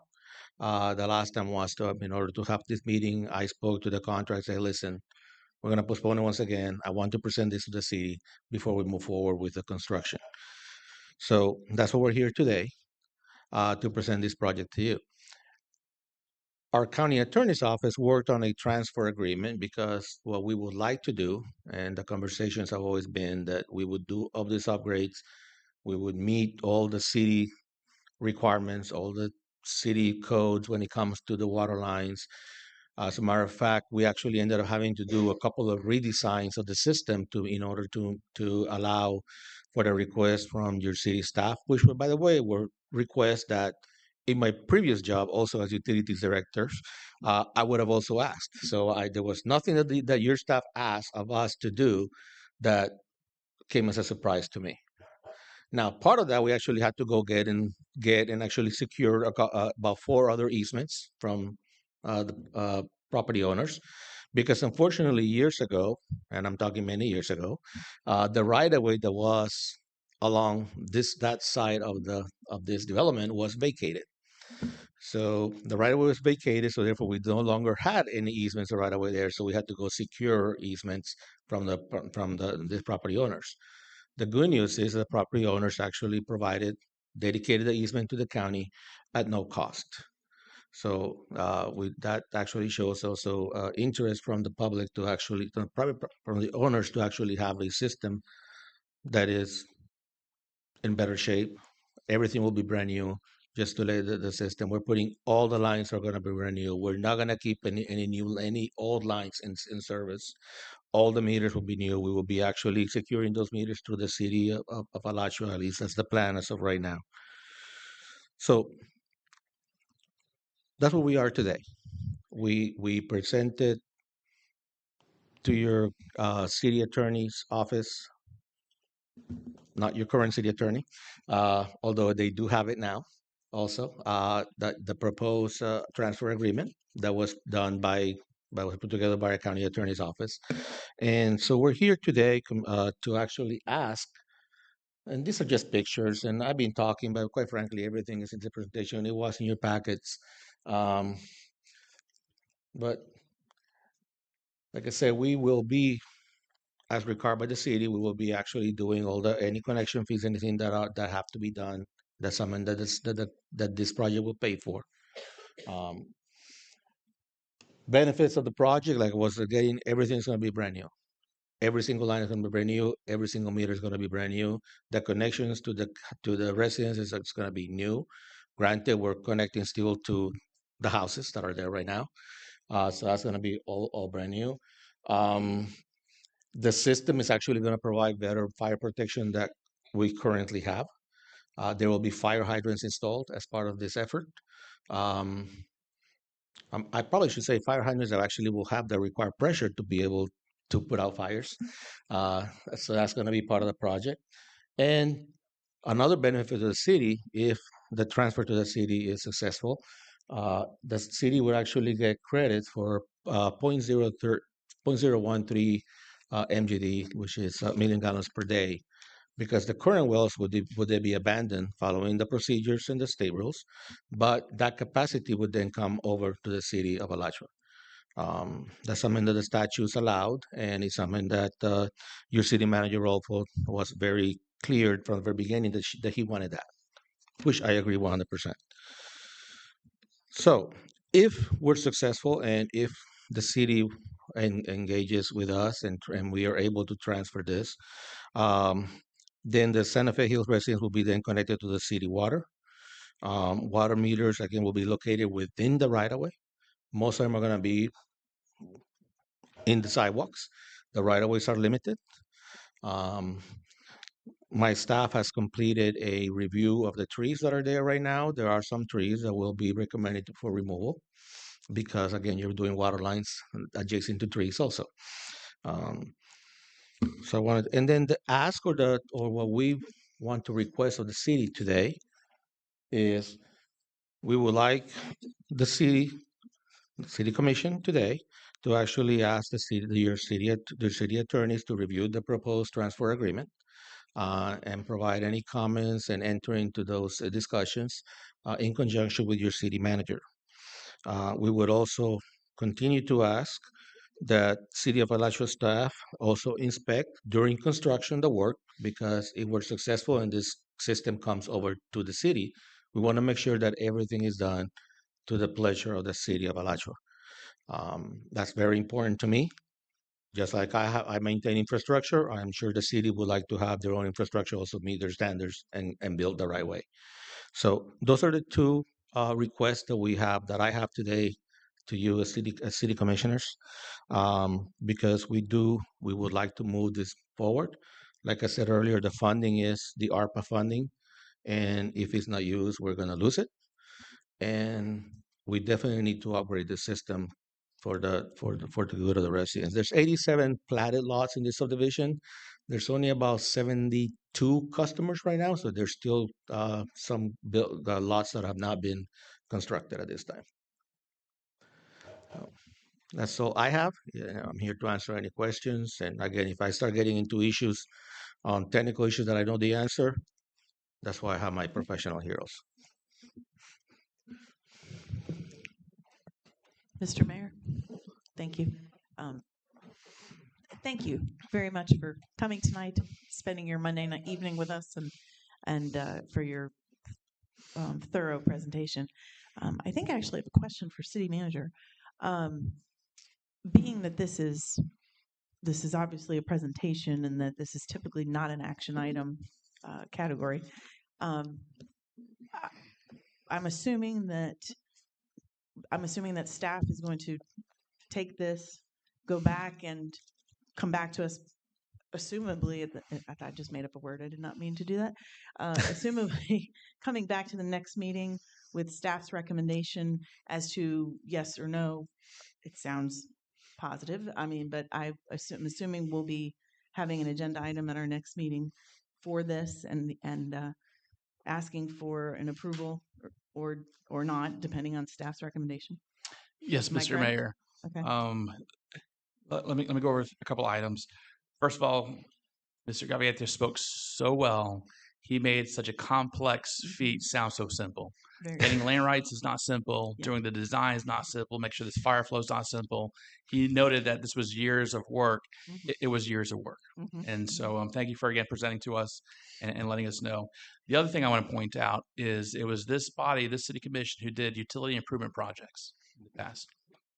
If you did not do that, we would not have this opportunity to help our neighbors. And so again, by this board positioning us so well has allowed us to help others. And so to respond to Commissioner Williams' request, I do not think I can get it on by the next city commission meeting. As he spoke, there's a lot of items we need to look at. We'll review our capital improvement plan. We'll look at a project. We'll look at coordination. We will get with our attorney to talk about their workload. Right. We will sequence and we will make a recommendation on prioritizing this work. And we'll make recommendations on the coordination that needs to happen between the city and the county to present that to you. And as soon as we get all those things addressed, we'll schedule a city commission meeting for you guys to receive the presentation. Perfect. Yeah, great. I'd love to see this come back before this commission with staff's recommendation on it. Thank you. Mr. Mayor, I do want to clarify something. So the commission does not need to direct the city attorney to review the draft transfer agreement? Is that correct, Mr. City Attorney? If I don't mean to speak, there are current projects that the city's addressing that has utility agreements.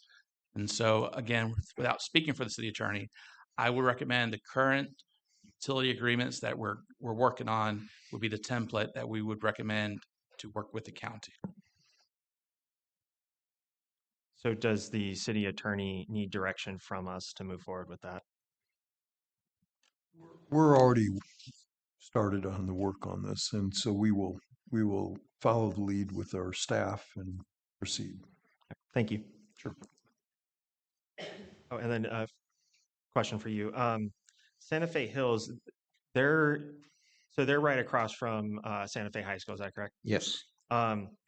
They're under Clay Electric, or are they under GRU? Who are they under electric? I just heard Duke back here, so. Okay, so it's Duke. Okay. Just if we do end up going through this, do we have an idea on when the county's portion of it is this like a project that probably gets completed in 2028, 2027? Just to humor me. Well, no, it's not to humor you. I'll tell you the facts. Like I said in my presentation, we do have already a contractor. We went out to bid. The contractor has not been given the order to proceed yet. However, I'm sure he would love to get a notice of proceeding in the next couple of weeks. I believe, according to the contract days, I would say 6 months to 8 months construction time. Even though it's brand new lines, the portion of connecting to the houses is basically a renovation project. So even though we have some contract days, I am sure there's going to be some delays when it comes to connecting to the houses and challenges with trees and other things. So I would say 6 to 8 months is the construction period once the contractors start. Okay. And hopefully it'll be sometime this year to be to the point where we're ready to do the transfers or not. If we're not there yet with the city, I'll be talking to Rodolfo and see what in the interim, what can be done. Okay, awesome. I look forward to it. And my last question is I'm assuming the situation we got into this is Santa Fe Hills considered an enclave, and that's why we're having to do this? Yes, it is an enclave, definitely. Everything around the Hills Santa Fe is city of Alachua. And like I said, the system came to the county by court order. Unfortunately, in my career, this is the third system that I have to deal with when it comes to by court order. And the counties don't have a say on it. Yeah. All right. Well, thank you. Thank you. Thank you so much for your presentation. One of my questions was the timeline. So what about funding? Is there a stipulation for those funds? Do you have to use them by a specific time? Yes, there is stipulation. We have to spend them this year. If we don't spend them, the money goes away, and then therefore also the improvements go away. Because the system is a small system, and the system itself cannot pay for all this project that we're doing. It's not cheap to do all these brand new distribution lines. So are we talking about December? I would say somewhere between October and December, yes, somewhere in there, depending on issues that arise during construction, especially like I said before, during the connections to the houses. That's going to be the challenging part. We don't know what we're going to find when we start excavations. I can tell you that we found already during the surveys very interesting things. So I'm sure we're going to find more when we start digging. It's an old subdivision, 1966, so I'm sure there might be some surprises. And that's why we have the change order system when it comes to construction. Thank you for your You're welcome. presentation.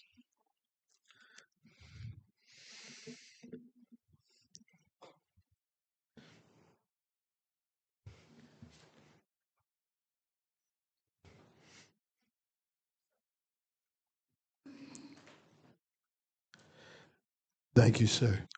Thank you for the opportunity and thank you to your staff. And I will looking forward to working with your staff on this. Appreciate it. All right. Is there comment from the citizen on the subject, not on the agenda?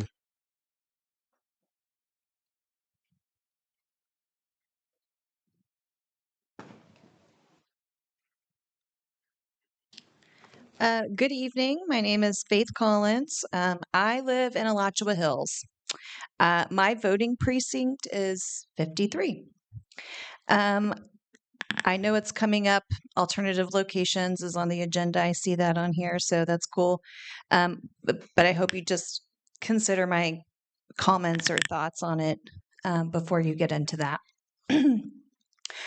There are 2,766 voters that use Precinct 53. That's according to the SOE website. I looked that up today.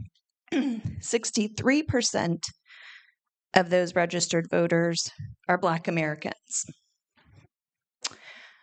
Those numbers are important to me. My concern with the issue is there's been no opportunity for community engagement. It's our voting location, and I was blindsided by this information at the last meeting. So I know community engagement is one of your goals. She just gave a presentation on that. So maybe presenting this and having a workshop or discussing it with the people that it affects would have been a better idea before just changing the location. Another concern is lack of transportation availability. We don't have public transportation in the city of Alachua. So a lot of people are going to be relying on friends and family and neighbors who also have to go vote. Do we allow early voting? Yes or no? Is it advertised? I've heard people say that you can. I've heard it come up that you can't. For changing a location and causing a potential hardship for voters, maybe we should open up early voting. And how are you planning on notifying all the voters of Precinct 53? I don't always look at my bill when I get it. If I go online when I'm doing my budget and I pay my bill, I just collect my bill. It could be 3 months and I just kind of review them later. So door knockers, Facebook, direct communication with people, how do you plan on notifying people? But most importantly, I oppose changing it. I know it's temporary. I get that. But I oppose changing it before the April election. Last year during the election, I did canvassing, and a lot of people weren't even aware that there was an election going on. So how are we going to notify people that their polling place has been changed when they're not even aware an election's going on? So it does feel like we're disenfranchising voters. There's no finalized plans, no construction start date. What's the push to change it before April? Why not before the next election? And maybe take the opportunity to engage the community in alternatives. Thank you. Thank you. Mr. Mayor, if you will please remind our citizens, these are comments on subject matter not on the agenda. Mr. Mayor, can I get clarification from the city attorney regarding when we say subjects not on the agenda, how does that fit with our sunshine law regarding access to public comment? Mr. Mayor, the idea is if precincts 53, using this as an example, is on the agenda,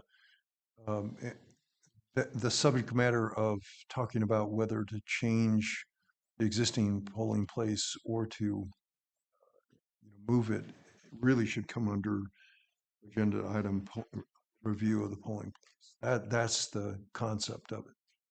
So that subject matter should really happen there. Mr. Mayor, one more question. And if the commission decides not to second a motion, how do we handle that? Then it's a motion that fails. All right, thank you.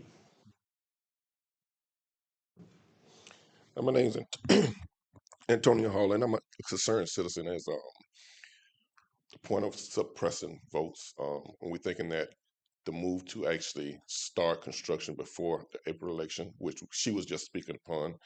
Mr. Mayor, can I please point out, these questions that are being asked are going to be addressed during the agenda item A.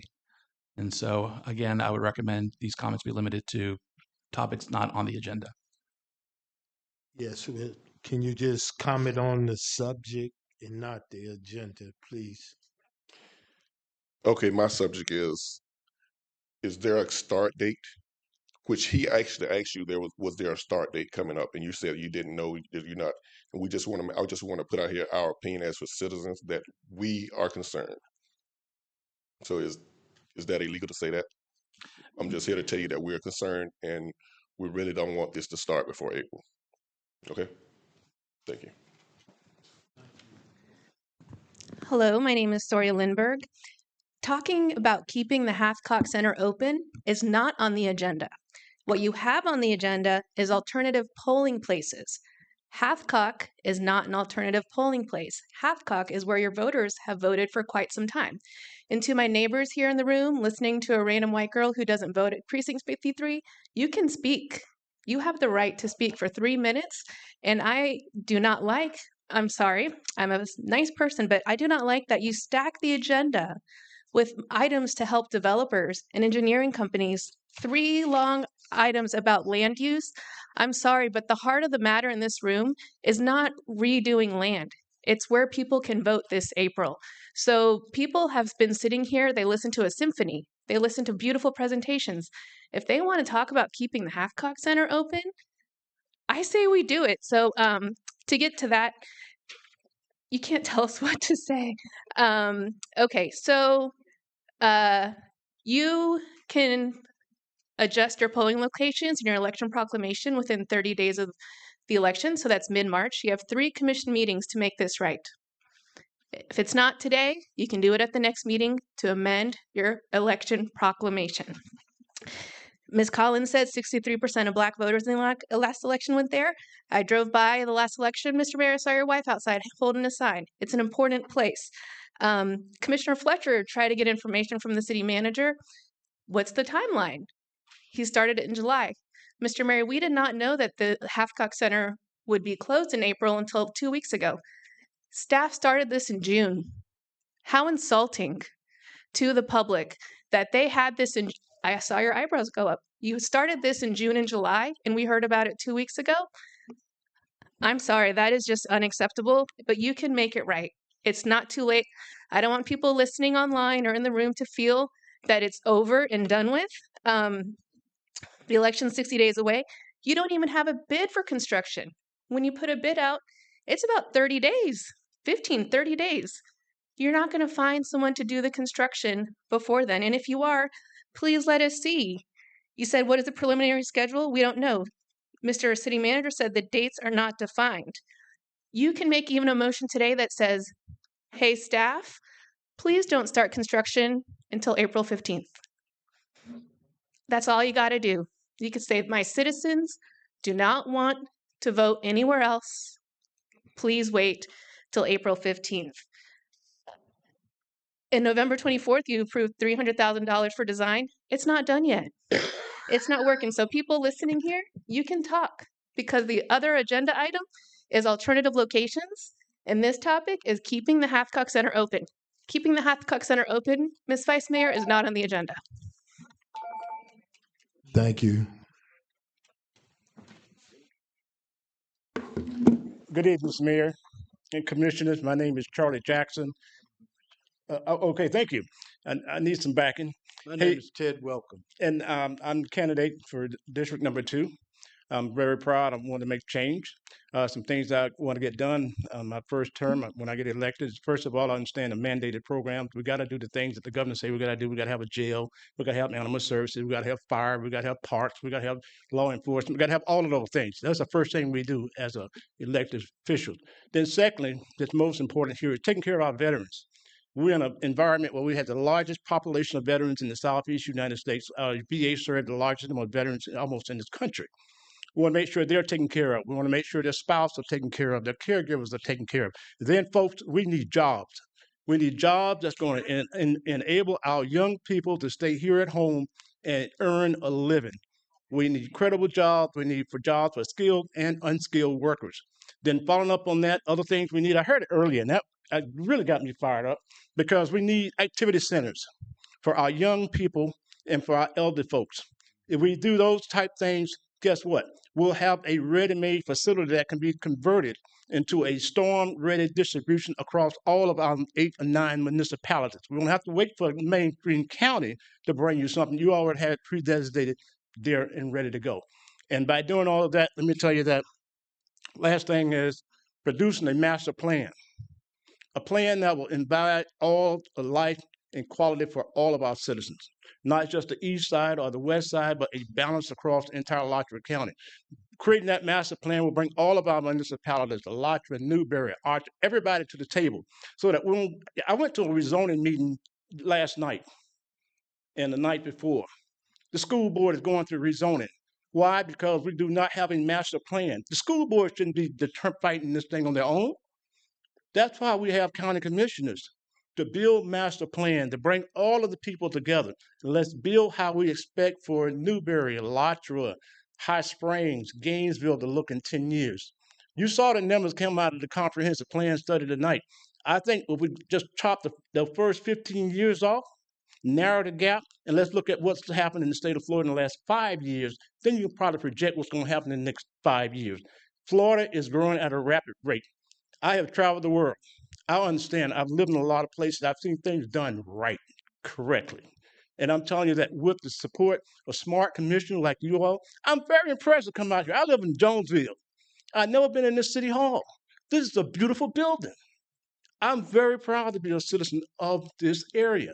And we're saying that by building all of that, we will enhance the living environment for all citizens across this county. We have this opportunity. I've fought for freedom, democracy, and justice, and I fight to continue for the right for our people. Thank you. Ted Welcome, lifelong resident of Alachua, Florida. I have one question for City Manager. I kept hearing the phrase revamp. So I want to leave here with the right understanding of what's going on. This place is going to be renovated or tore down, and the renovation is going to start during the voting process. Am I hearing this right?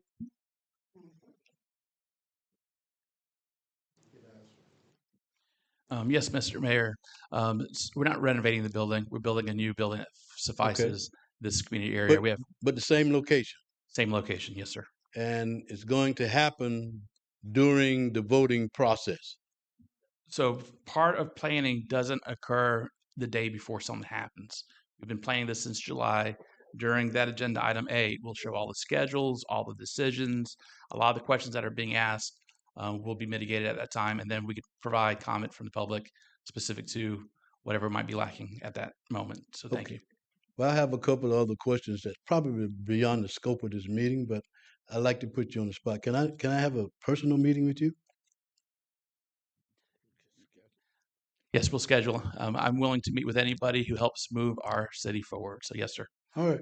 Thank you. I'll be back. Thank you. All right. So,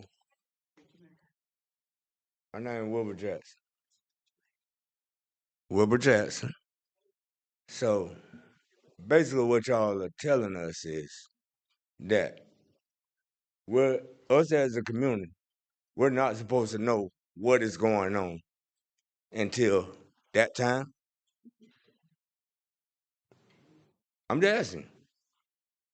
What are y'all telling us? What are y'all telling us as the citizens of Alachua? Oh, we're just going to do this and we're going to change that? How can you do that and we're not knowing anything? As a citizen of Alachua, I want to know what is going on. I understand what they're saying they're doing. I'm with them what they're doing, but I'm not with what's going on. How can we make this city a beautiful city when don't nobody know that? Y'all get it together and y'all talk amongst each other and y'all come and y'all get with this whole community right here because this is the whole city. Y'all list the congregation. So y'all need to talk to the city and y'all talk amongst the congregation. Thank you.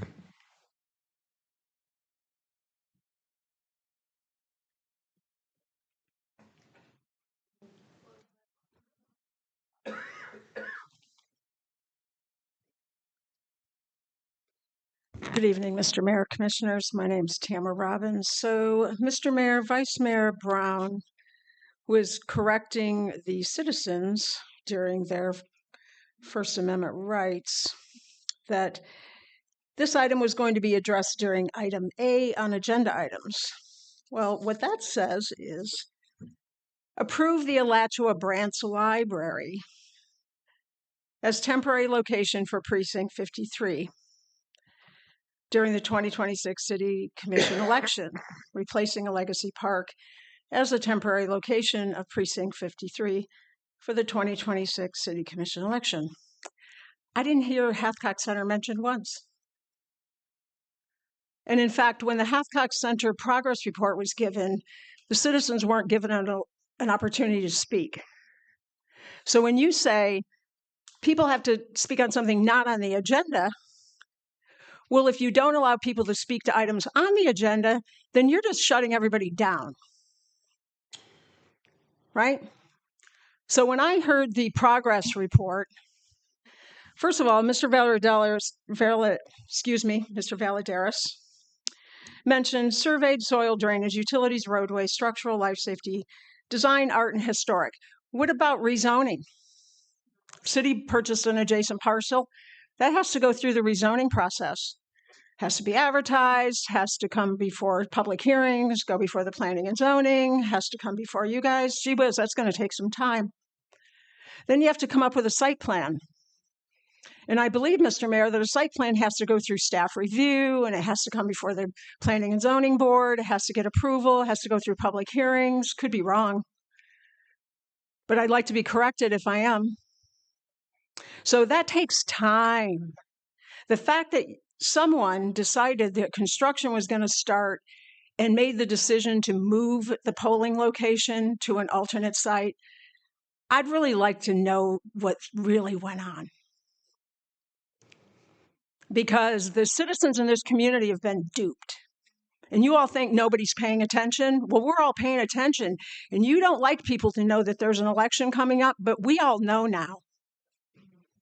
And everybody's going to be paying much closer attention. So the Hathcock Center should remain open, should support the polling location that it has for years, and stop lying to the public about what is going on and playing word salad games with explanations. Thank you.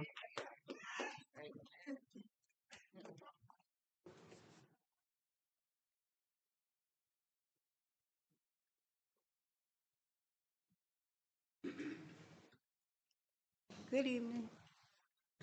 My name is Teresa Carter, and I just want to say, when I heard about the precinct being moved, Precinct 53 going to be moved, I was very, very applaud to that because of the simple fact that that's where I vote at. And I know a lot of people catch rides just to go to that location, and it's close to the community where I live at. Another thing is, I actually sent an email to the city manager and let him know how I felt about it.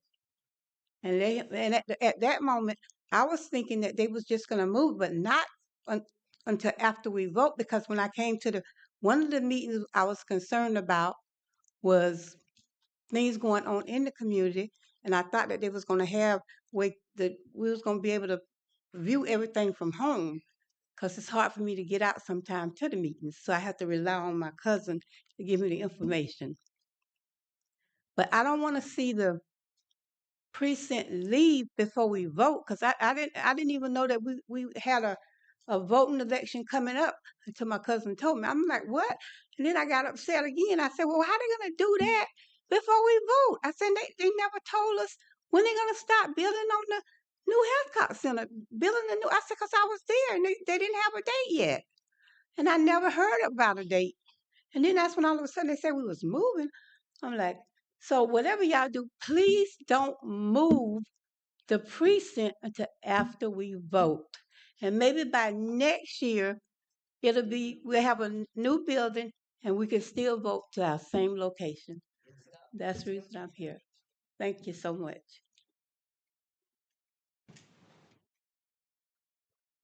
Thank you.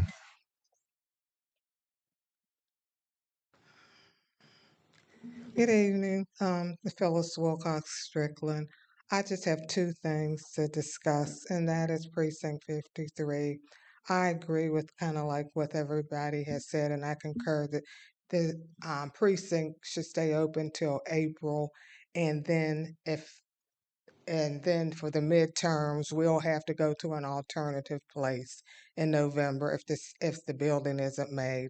I just don't see why we should have to move it until after April. And the second thing is the utility bills. Um, there is no consistency with the utility bills. Our bills are due on the 10th. My neighbor said, "Oh, my bill is $300 and something dollars," and I said, "Oh, it's a 36-day bill." So we range from October was 30 days, September was 28 days, December was 36 days, and this month that we have this due tomorrow is 36 days. People, I budget, and when you have 5 weeks to pay for a utility bill versus 4 weeks, Verizon, my bill was a 30-day cycle. I pay the same thing every month for Verizon. I pay the same thing every month for my insurance. Everything is consistent except the utility bills for the city. It goes up and down and it messes with your funds. So I would just like some consistency where we have a 30-day bill. Thank you. Thank you.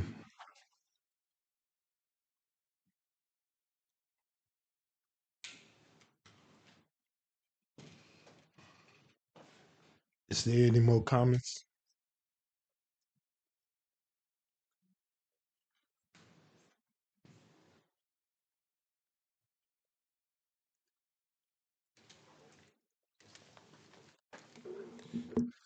Jackson Humas, candidate for City Commission seat 3.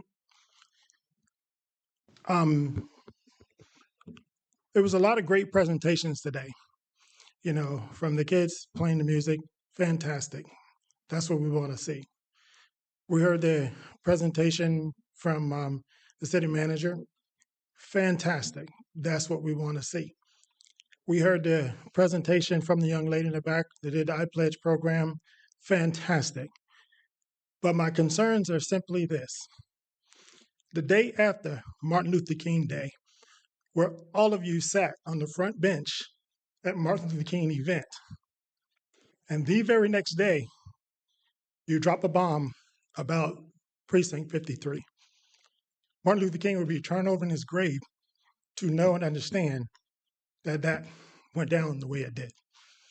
And hearing from the people, I know you guys have heard emails, phone calls, all of that, still can sit there with the same face and not hear and understand the cries of the people who's affected the most, the people who voted for our mayor, the people who voted for Commissioner Fletcher, the people who voted for Shirley Green Brown, and probably all of you, and still can not understand and hear the cry of people, the hearts of the people who put you in office. That's very, very disconcerting. And especially, this is Black History Month. Plain and simple, Black History Month. And you keep hearing about Black folks being suppressed, voter suppression. Yes, they're looking for a good, great, wonderful place in the Hathcock Center in the future. but we're not talking about the future. We're talking about right now. We're talking about the 14th of April. There's no reason. If anybody can give me one reason why it can't be the 15th of April or anytime after the 15th. Still, there's a lot of work, and we've heard there's a lot of work that still needs to be done to make this happen. And the community, again, will support that. But the issue is not the work getting done. The issue is not fixing up the Hathcock Center or remodeling or whatever you're going to do to it. We all want that. We all want to participate in activities that's coming to the city of Alachua and be a part of the growth that's happening here. But again, going back to smart growth, again, taking the people and the citizens in consideration when we're making these decisions. And with that, I yield. Thank you. Okay, my name is Glenn Anderson.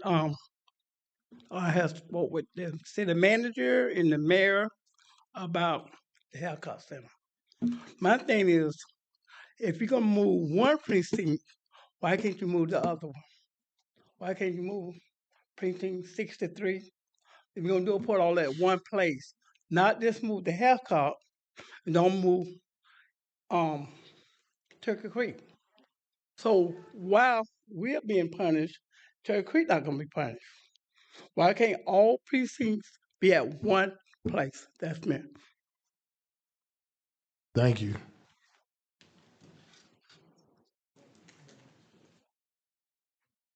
Hello, everyone. I'm Deetra Sherman. I wasn't going to say anything, but from what I'm hearing from citizen comments is that a lot of the citizens feel like this is another tactic from the city of Alachua to suppress the votes of the citizen of Alachua, which I know that is not the case. I'm sure it may be a slight oversight that the planning came with April, the timing of everything. So with it being an oversight and with hearing how the citizens feel, I am sure our commissioners, you guys can come together and decide, knowing that they're thinking it's voter suppression or whatever it was an oversight, because I cannot believe that our commissioner would intentionally plan this around voting to suppress the votings of the community. Knowing that is not the case, I would bid or ask that the commissioners come together in good faith to the community, knowing the histories that we've had with voting here in the city, to say, hey, that we've heard the voices of our community. Let's think about pushing this back to the end of April, just so that it does not appear that this was the case among our commissioners. Thank you. Thank you.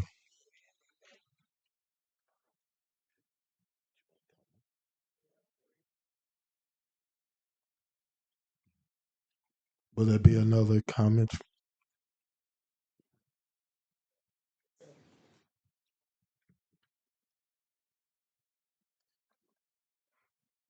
We will move to item 3. Committee report.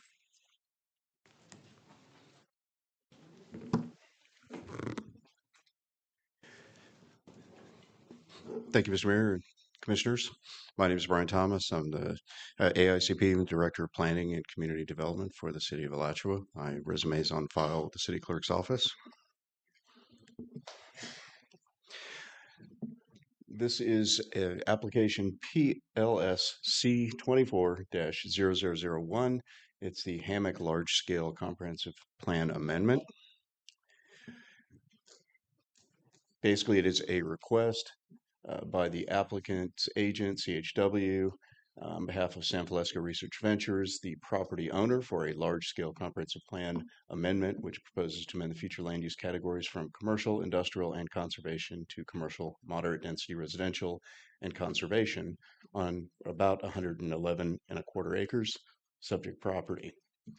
Subject property is generally located south of the intersection of US 441 and Rachel Boulevard, on tax parcel 03957-000-000. And if this sounds familiar, it is. You've seen it before, and I'll explain that in a moment.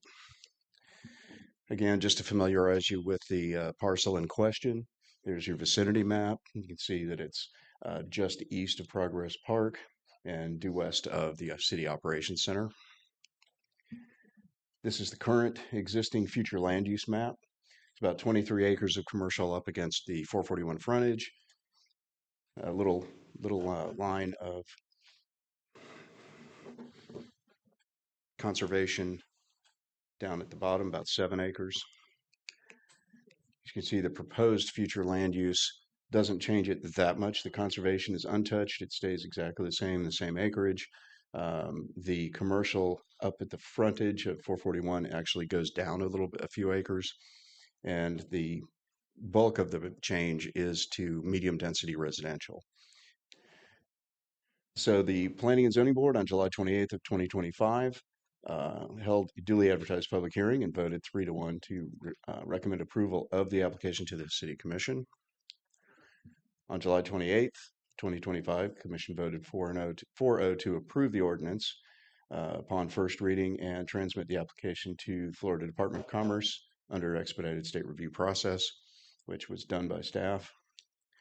And then you did hold the second reading on October 13th, 2025.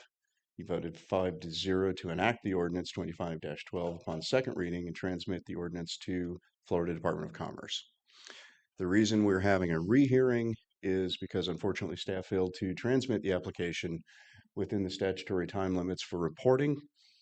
Florida Department of Commerce notified the city of Alachua that due to the failure to report within the required time frame, the application was deemed withdrawn. The remedy for failure to meet the required reporting time limit is to hold a rehearing of the item and report the enactment of Ordinance 25-12 within 30 business days of enactment.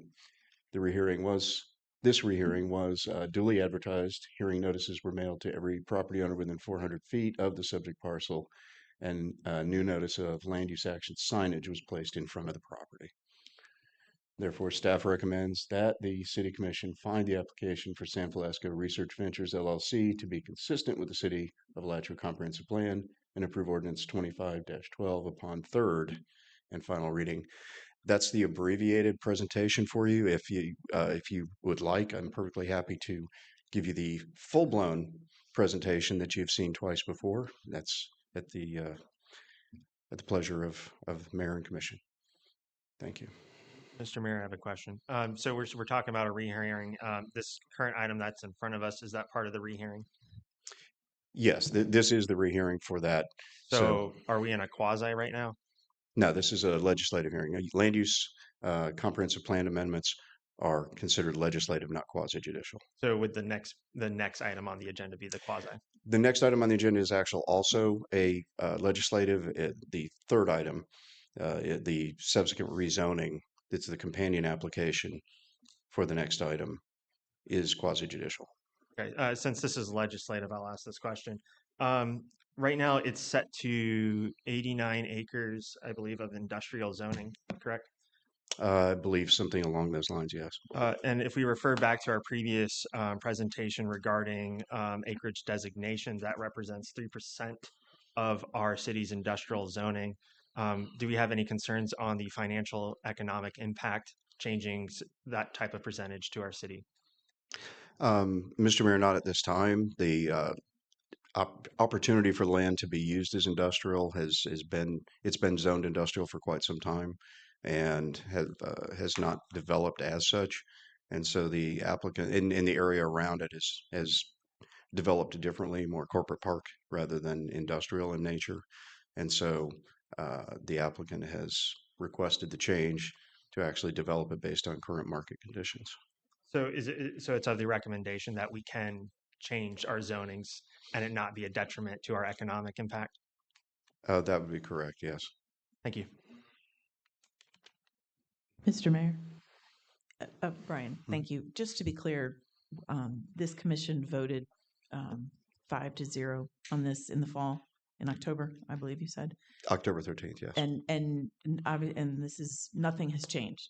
Everything is exactly the same as it was then. Mr. Mayor, that is correct. Nothing has changed. It's basically a requirement to come into compliance with the statutory requirement for time reporting. And staff will get it reported in a timely manner, sir? Tomorrow morning. Yes, we will. Fantastic.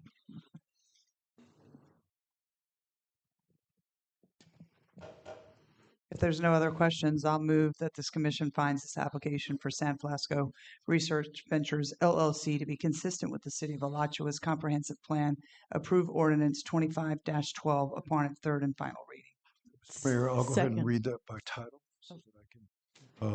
We'll have the title on the floor. This is ordinance 25-12, an ordinance of the city of Alachua, Florida, relating to the large-scale amendment of the City of Alachua Comprehensive Plan, future land use map, amending the future land use map classification from commercial plus 23.05 acres industrial plus 81.31 acres and conservation plus 7.40 acres to moderate density residential plus 89.80 acres commercial plus 14.04 acres and conservation plus 7.40 acres on a plus 111.25 acre subject property generally located south of the intersection at US Highway 441 and Rachel Boulevard, CR 2054.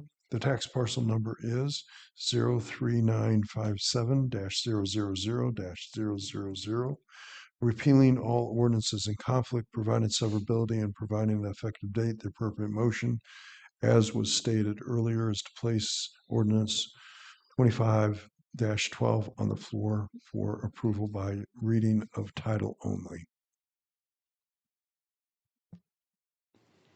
And we already have that motion, so now we need the second. Second. Thank you. Move the second. Thank you. Now we have public comments.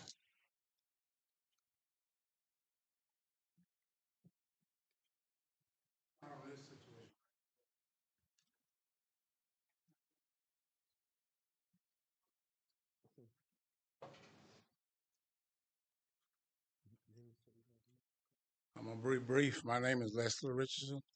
I've been in Alachua since 1951, all my life, and I never missed voting. I always voted. You can check my record from 18 years of age until now. But I need to know, are the commissioners gonna vote to close Hathcock Center or not? I need to know if they're gonna vote on that issue. I need to name the commission that's gonna vote on the Hathcock issue to close it or have this election, which I don't see a problem. Mr. Mayor, we cannot take that matter up right now because we have another motion on the floor. Well, that's fine. I'll come back. Thank you. We'll take a vote, starting with Commissioner Williams. I'm sorry. Aye. Commissioner Fletcher. Based on the feedback that there's no economic impact due to changing a percentage that I didn't. I will have to say aye. Commissioner Ringson. Aye. Vice Mayor. Aye. Mayor Welch. Aye. So it's been moved 5.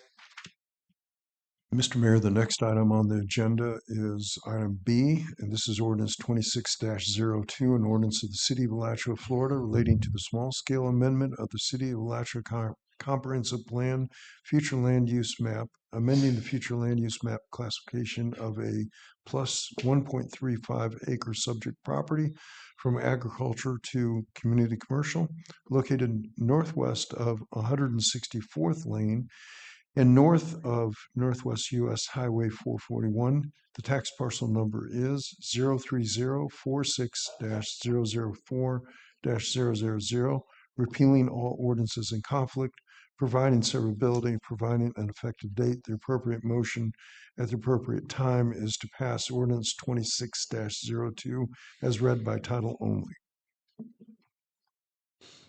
Thank you, Mr. Mayor. As stated, this is a small-scale comprehensive land use amendment.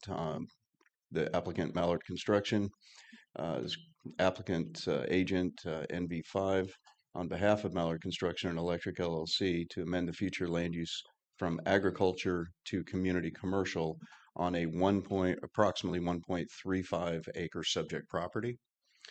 The subject property is generally located north of US 441 and west of Northwest 164th Lane, consisting of primarily cleared lands and some naturally wooded areas. The applicant has submitted a companion application for a site-specific amendment to the official zoning atlas, otherwise known as a rezoning, which proposes to amend the zoning of the subject property from agricultural to community commercial as well. Here's your vicinity map to show you the general location. If you notice the area delineated in red line, that's actually another enclave. The properties within that boundary are unincorporated Alachua County, so it is directly next to an enclave. The existing future land use designation is agriculture, purposes of which is to maintain agriculture operations within the city limits as well as preserve the rural character, small town charm of Alachua. It only permits up to 0.2 dwelling units per acre. So actually you have a 1 dwelling unit per 5 acre limit in agriculture. It does permit up to a 50% floor area ratio, which would be approximately 29,403 square feet if maximized in agriculture. And of course, the typical uses would be either single-family detached dwelling units or supporting community services, agricultural production, education, animal husbandry care, sales, and horticulture. So that shows you the surrounding land use designations as well as the agricultural designation in green. The areas to the north and west have a future land use designation of community commercial, and to the south of commercial. Brian, So I'm yes. sorry, Mr. Mayor, I'm sorry to interrupt. Wait, go back to that. Wait, where is this again? This is on the north side of 441, Okay. west of the interstate, just west of 164. There's a split. You can't see the radio. Let me go back to the. Okay. So, I'm trying to visualize it myself now. It's before you get to 188th, but after Okay. you pass Santa Fe High School. Okay. Okay. All right. On the north side. Correct. Yes. Okay. Okay. If it helps visualize it, the future development to the north is Briarwood Town Center. Okay. Thank you. That area there in the pink, that's Briarwood Town Center. So the proposed future land use is community commercial, which allows for provide for neighborhood and community scale goods and services adjacent to neighborhood and residential areas. Land use category also serves as transitionary land use between residential and commercial land use categories. This would permit up to 5 dwelling units per acre, although that's not what's contemplated for this parcel, and also has a floor area ratio of 50%. Typical uses include retail sales service, business, professional offices, neighborhood commercial development, financial institutions, eating establishments, apartments, townhomes, supporting community services. And so there's your map showing the proposed use. And basically it would blend in, so to speak. It would no longer be a island of agricultural surrounded by commercial land use. There was a neighborhood meeting held on September 29th, 2025, although the neighborhood meeting was actually held for the subsequent rezoning application, the companion zoning application that goes with this, because we don't require a neighborhood meeting for small scale or for land use changes because they're legislative. But obviously, if anybody was interested, they could talk about the land use change at that meeting as well. However, the materials submitted by the applicant indicate that there was that no one attended. Needs analysis. Florida statutes require a future land use element of a comp plan to provide land for a balance of uses that allows for the operation of real estate markets to provide adequate choices for permanent and seasonal residents and businesses. Comprehensive plan must provide land to accommodate at least a 10-year planning period. The applicant basically provided information that the amendment from agriculture to community commercial increases development potential and poses numerous potential benefits, including providing additional options for commercial business and employment for the city's growing population. Demand for additional goods, services, and offices increase. Conveniently located commercial development options be vital to meet the demand. While the agriculture future land use category limits the subject property to agriculture and limited residential uses, the community commercial uses allowed, if the amendment were to be approved, are a much better use of the subject property located along primary thoroughfare known as US Highway 441, which provides access to the city's commercial corridor. It's directly on the city's commercial corridor. The urban sprawl analysis, Florida statutes require any amendment to the future land use element to discourage the proliferation of urban sprawl. They identify 13 primary urban sprawl indicators, 8 urban form criteria. An amendment to the future land use map is presumed not to be considered urban sprawl if it meets at least 4 of the 8 urban form criteria. Evaluation of those 13 primary urban sprawl indicators and 8 urban form criteria has been provided in the staff report, and staff has concluded the proposed amendment does not constitute urban sprawl. As far as comprehensive plan consistency, it's been reviewed for consistency with the comprehensive plan. Specific goals, objectives, and policies support the application can be found in the future land use element, infill development, transportation element, community facilities, and evaluation of specific goals, objectives, and policies also included in the staff report. This is the city's comprehensive plan roadway segments. This development, small scale development, will be up here in segment 7. The environmental conditions analysis shows that as far as wetlands, strategic ecosystems, regulated plant and animal species, soils, flood, karst sensitivity, and wellhead protection, it all comes up as satisfactory.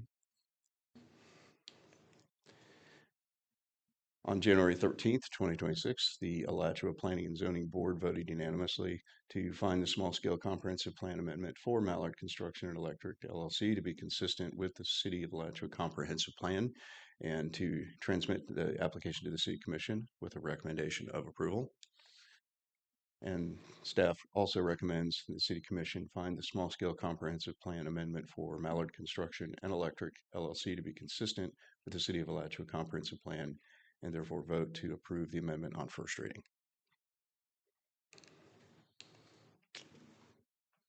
And with that, if the commission has any questions. Yep.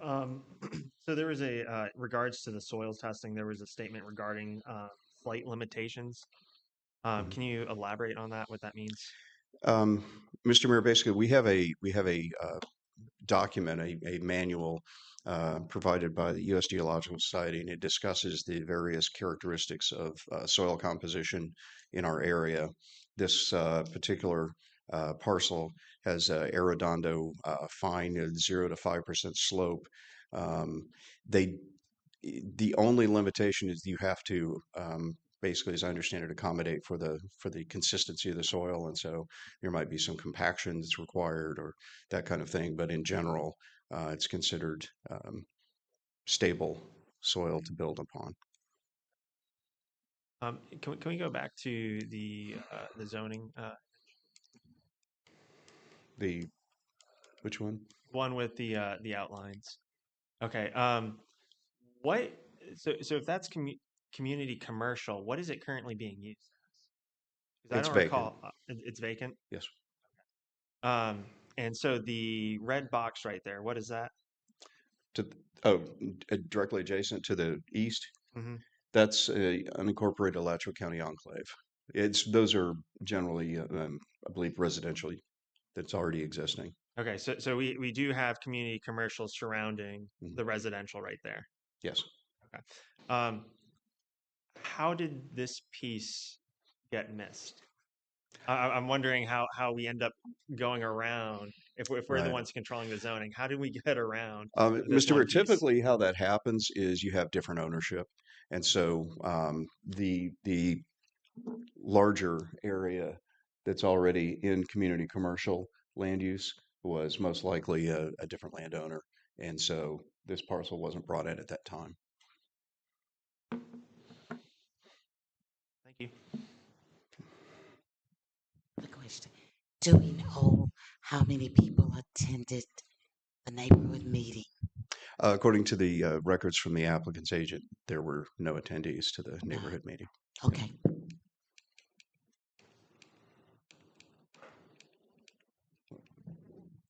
Mr. Mayor, I'll make a motion if there's no further. And the applicant's agent is here if you have questions of them as Oh. well. So it's Does commission have? and if you if the commission so desires, they have a presentation as well. Oh, go ahead.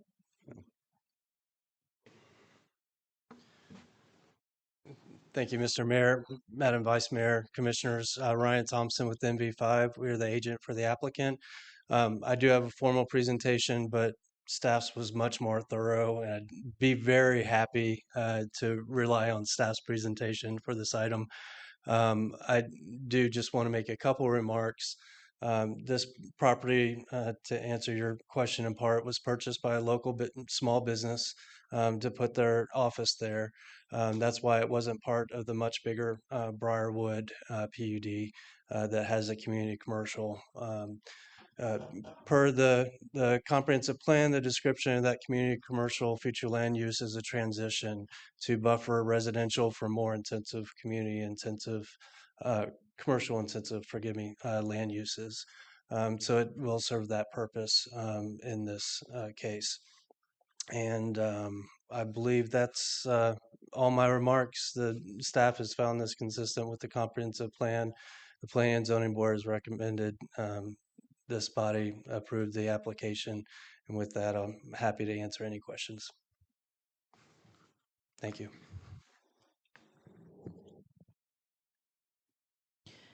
Mr. Mayor, I move that based upon the competent substantial evidence, the presentation before this commission and staff's recommendation, this commission finds the application for a small-scale comprehensive plan amendment for Mallard Construction and Electric LLC to be consistent with the City of Alachua Comprehensive Plan, and 1, approve ordinance 26-02 upon first reading, and 2, schedule second and final reading for February 23rd, 2026. I'll second. It's been moved to second.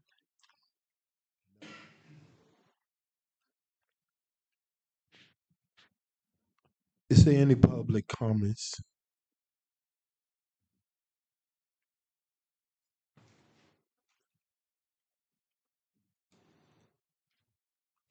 If not, we'll take a vote. We'll start with Commissioner Fletcher. Aye. Commissioner Wee. Aye. Commissioner Ringerson. Aye. Vice Mayor. Aye. Mayor, aye. Mayor, the next item on the agenda we'll read by title only in just a minute or two, but this is, as Brian said earlier, a quasi-judicial matter, and I believe Leanne swears in the witnesses. While she's coming up to do that, or if she's going to do it from the booth, we'll start with Commissioner Fletcher. And is there any ex parte communications? No. And right down the line. No, sir. Mayor? No. No, sir. No, sir. With that, we'll swear in the witnesses. If you would please stand and raise your right hands if you intend to speak on this item. Do you swear or affirm the testimony you're about to give is the truth and nothing but the truth? Thank you. I do.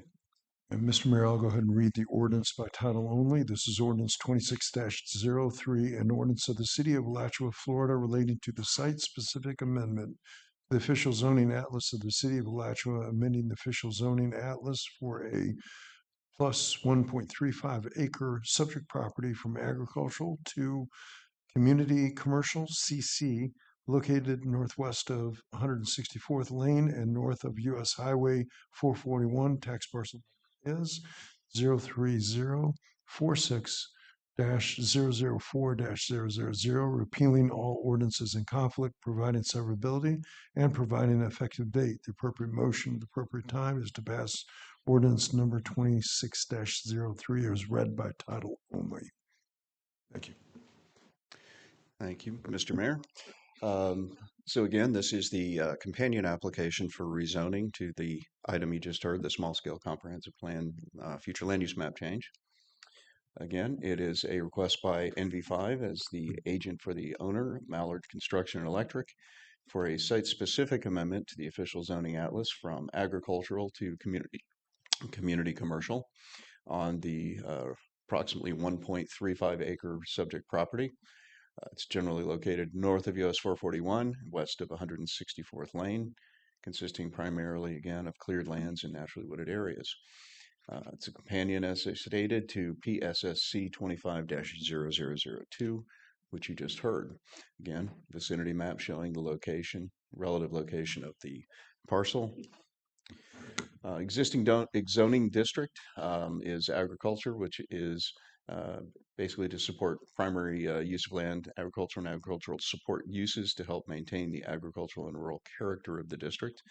I think as we saw before with the existing surrounding land use and zoning, that is no longer an agricultural district. Permits up to 0.2 dwelling units per acre or 1 per 5 acres.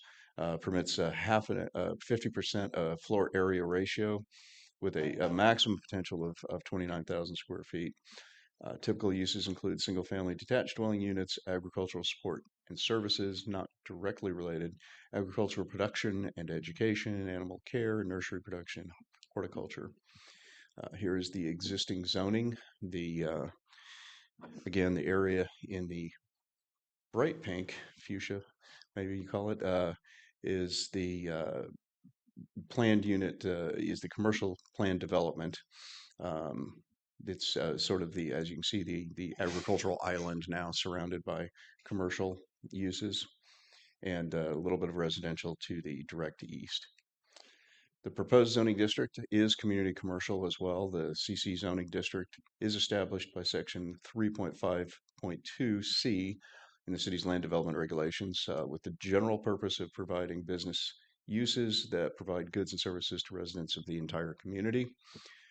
Permits up to 10 dwelling units per acre, standard density, 15 dwelling units per acre with a mixed use density. Permits up to 50% floor area ratio. And typical uses would be business professional offices, healthcare facilities, recreation, entertainment, eating establishments, childcare center, or community services. So that would be the proposed zoning. Again, there was a neighborhood meeting held on September 29th to allow for public input to the project prior to the actual application submittal. But the applicant indicates that no one participated, no residents participated in the public meeting, neighborhood meeting. As discussed previously, the staff does find that it's consistent with the city's comprehensive plan. Again, the environmental conditions analysis is the same as the one you just saw in the previous item, consistent and satisfactory with all categories. Compliance with land development regulations, section 2.4.2E1 of the LDRs establishes the standards with which all site-specific amendments to the official zoning atlas must be found compliant. It has to be consistent with the comp plan, consistent with other ordinances, logical development pattern, avoid premature development, can't be incompatible with adjacent lands, adverse effects on local character, can't deviate from the pattern of development, it cannot encourage sprawl or spot zoning, public facilities are allowed, and there's no adverse effect on the environment. It's been reviewed for compliance with the standards of section 2.4.2.2E1 with findings located in the staff report. It is consistent with the comprehensive plan, as we discussed in the previous report. Staff does find it consistent with the city's comprehensive plan, consistent with ordinances. Analysis of the application's compliance with the City of Alachua land development regulations is included in the staff report. Proposed amendment is not in conflict with any applicable requirements of the city's Code of Ordinances. Logical development pattern, it's would provide a transitory zoning district from the major thoroughfare by buffering residential properties potentially north and east of the subject properties, stepping down intensity of development while providing a logical continuation of the business uses compatible with adjacent properties. And it would result in a logical and orderly development pattern. It's already been established around it. Premature development, evaluation and findings of the subject properties located within an urban area of the city, or perhaps more accurately to say urbanizing area of the city, approximate to existing residential and non-residential uses. Lands adjacent to the north, approved for mixed-use development containing residential and commercial uses. And additionally, the subject property is located north of US Highway 441. Proposed amendment would not create premature development in undeveloped or rural areas. Incompatible with adjacent lands, the development would provide a transitory zoning district from the major thoroughfare by buffering residential properties that will be developed north of the subject parcel, stepping down the intensity of development while providing a logical continuation of business uses along the corridor compatible with adjacent properties. The community commercial zoning district are subject to public view, appropriate appearance, adequate parking, controlled traffic movements, suitable landscaping, appropriate pedestrian facilities, and will protect abutting residential areas from adverse impacts. Adverse effect on local character. Again, zoning district is typically described as being located along major arterials or the intersection of an arterial and highway. Subject property is situated on the north side of US 441, which is classified as a principal arterial roadway. Proposed amendment is anticipated to avoid generating excessive traffic. It's going to be a small scale development, so have fairly minimal traffic impacts. So the density intensity of use, and it will avoid impacting building height, bulk noise, lighting, or other physical effects or nuisances. Will not deviate from the pattern of development. Basically allows for business uses which aligns with the community commercial zoning district designed for commercial activities. To the north and west of the subject property is planned development, commercial PD district, while properties to the south are assigned commercial intensive zoning, both of which permit similar uses to those in the proposed zoning district. The proposed zoning district aims to create a more gradual transition between adjacent existing zoning districts while maintaining the established pattern of development.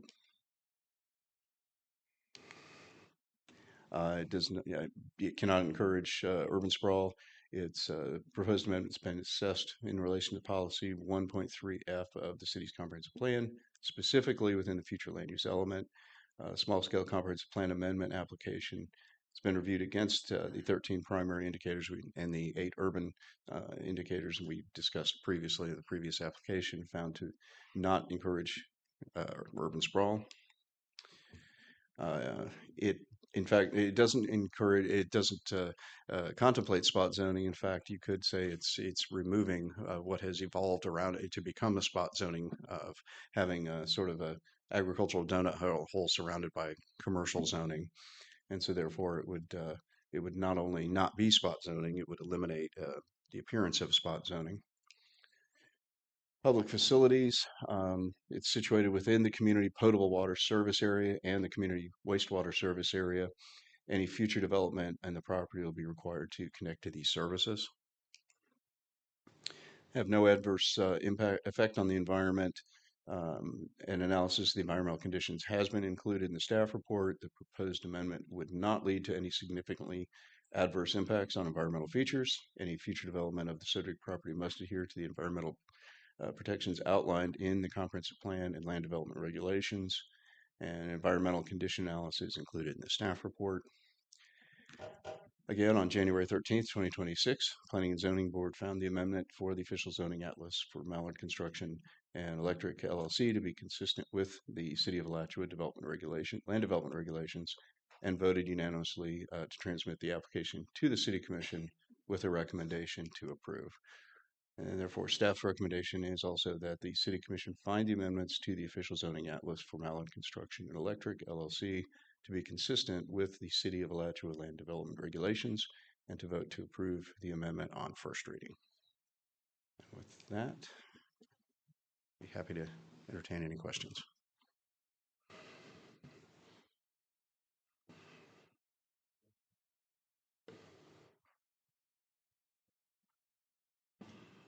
And again, the applicant's agent is here to answer any questions as well.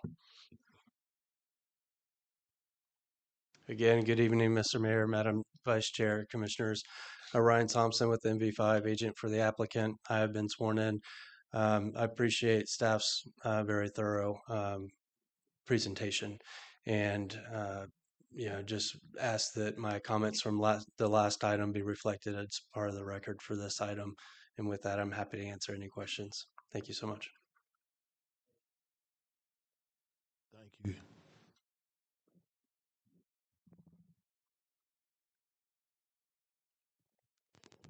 I guess with that, Mayor, I guess I'll move that based on the competent, substantial evidence that the presented before this commission and the staff's recommendation, the commission finds the application for the site-specific amendment to the official zoning atlas for Mallard Construction and Electric LLC to be consistent with the City of Alachua's comprehensive plan and in compliance with the city's land development regulations, and one approve ordinance 26-03 on its first reading and schedule second and final reading on February 23rd, 2026. I'll second that. It's been moved in second.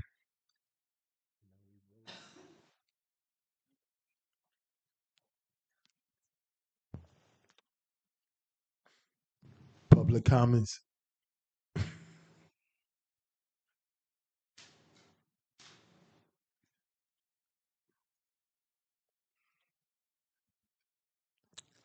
If there be no public comments, we'll take a vote.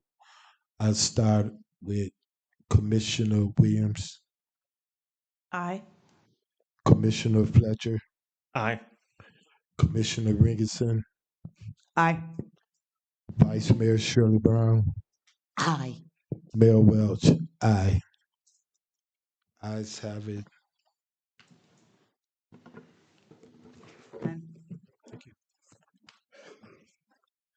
Thank you. Now we'll move to item 5, agenda items A.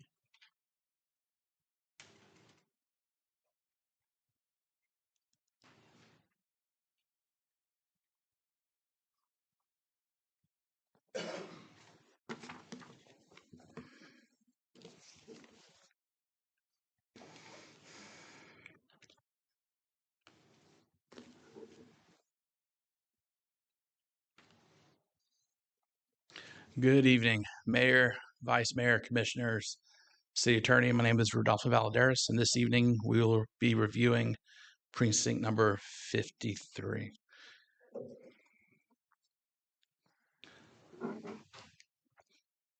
So this is the primary schedule as we first started the Hathcock Center project. This schedule was put together in July, before July, and each one of the city commissioners had the ability to review this as we went forward. So this is the actual city manager's whiteboard, and please hold your judgment on my handwriting. This was just us trying to figure out how do we get from point A to point B. There's been a lot of conversation about about the Hathcock Center being built. This is the first city commission who used words and turned them into action items. And so going back well before July, we started planning out every single step of the project. And again, for example, August 11th, we will have the first city commission meeting. We're going to review the scope. Now I can't read my handwriting. What's that one? We're going to review the scope. I know that's the community outreach. Oh, the plan, and go through the plan and the scheduling. We're going to have coordination with the city staff on August 18th. We're going to have public workshops held on August 21st. We had the idea when to mail out the notices. This was something we discussed quite a bit. Who do we engage in these workshops? Who draws a line? And those are the things we figured out. We wanted everybody in Precinct 53 to receive the mail out notices on the work we're doing at the Hathcock Center. We had the schedule for the workshops, and we had dates down. September 8th was going to be September 8th was going to be the second city commission meeting. We're going to review the scope, go over the plan, provide community feedback as we had the workshops, go over any engineering requirements that need to be done, coordinate with staff on September 15th. September 12th, I believe, is when the mail out notices had to go out for another second workshop on September 25th. So plan is just like a prayer to time, milestones to hit, and so forth. And so we commenced on this journey. So that was the calendar we had. We had it well before July. And again, all the city commissioners had the ability to review it, and we discussed it in detail. And we had the first city commission on August 11th. The first constraint we had was the property was very, very small. So we presented to the city commission acquisition of more property. We held the first public workshop on August 21st. Now, again, these public workshops were the first of its kind that you guys provided us direction on how to do. We held this at the Hal Brady Rec Center, which is adjacent to Legacy facility. And so we had workshops, we had working groups, we had a very good turnout of our residents to provide feedback. They were challenged to dream big, and they sure did.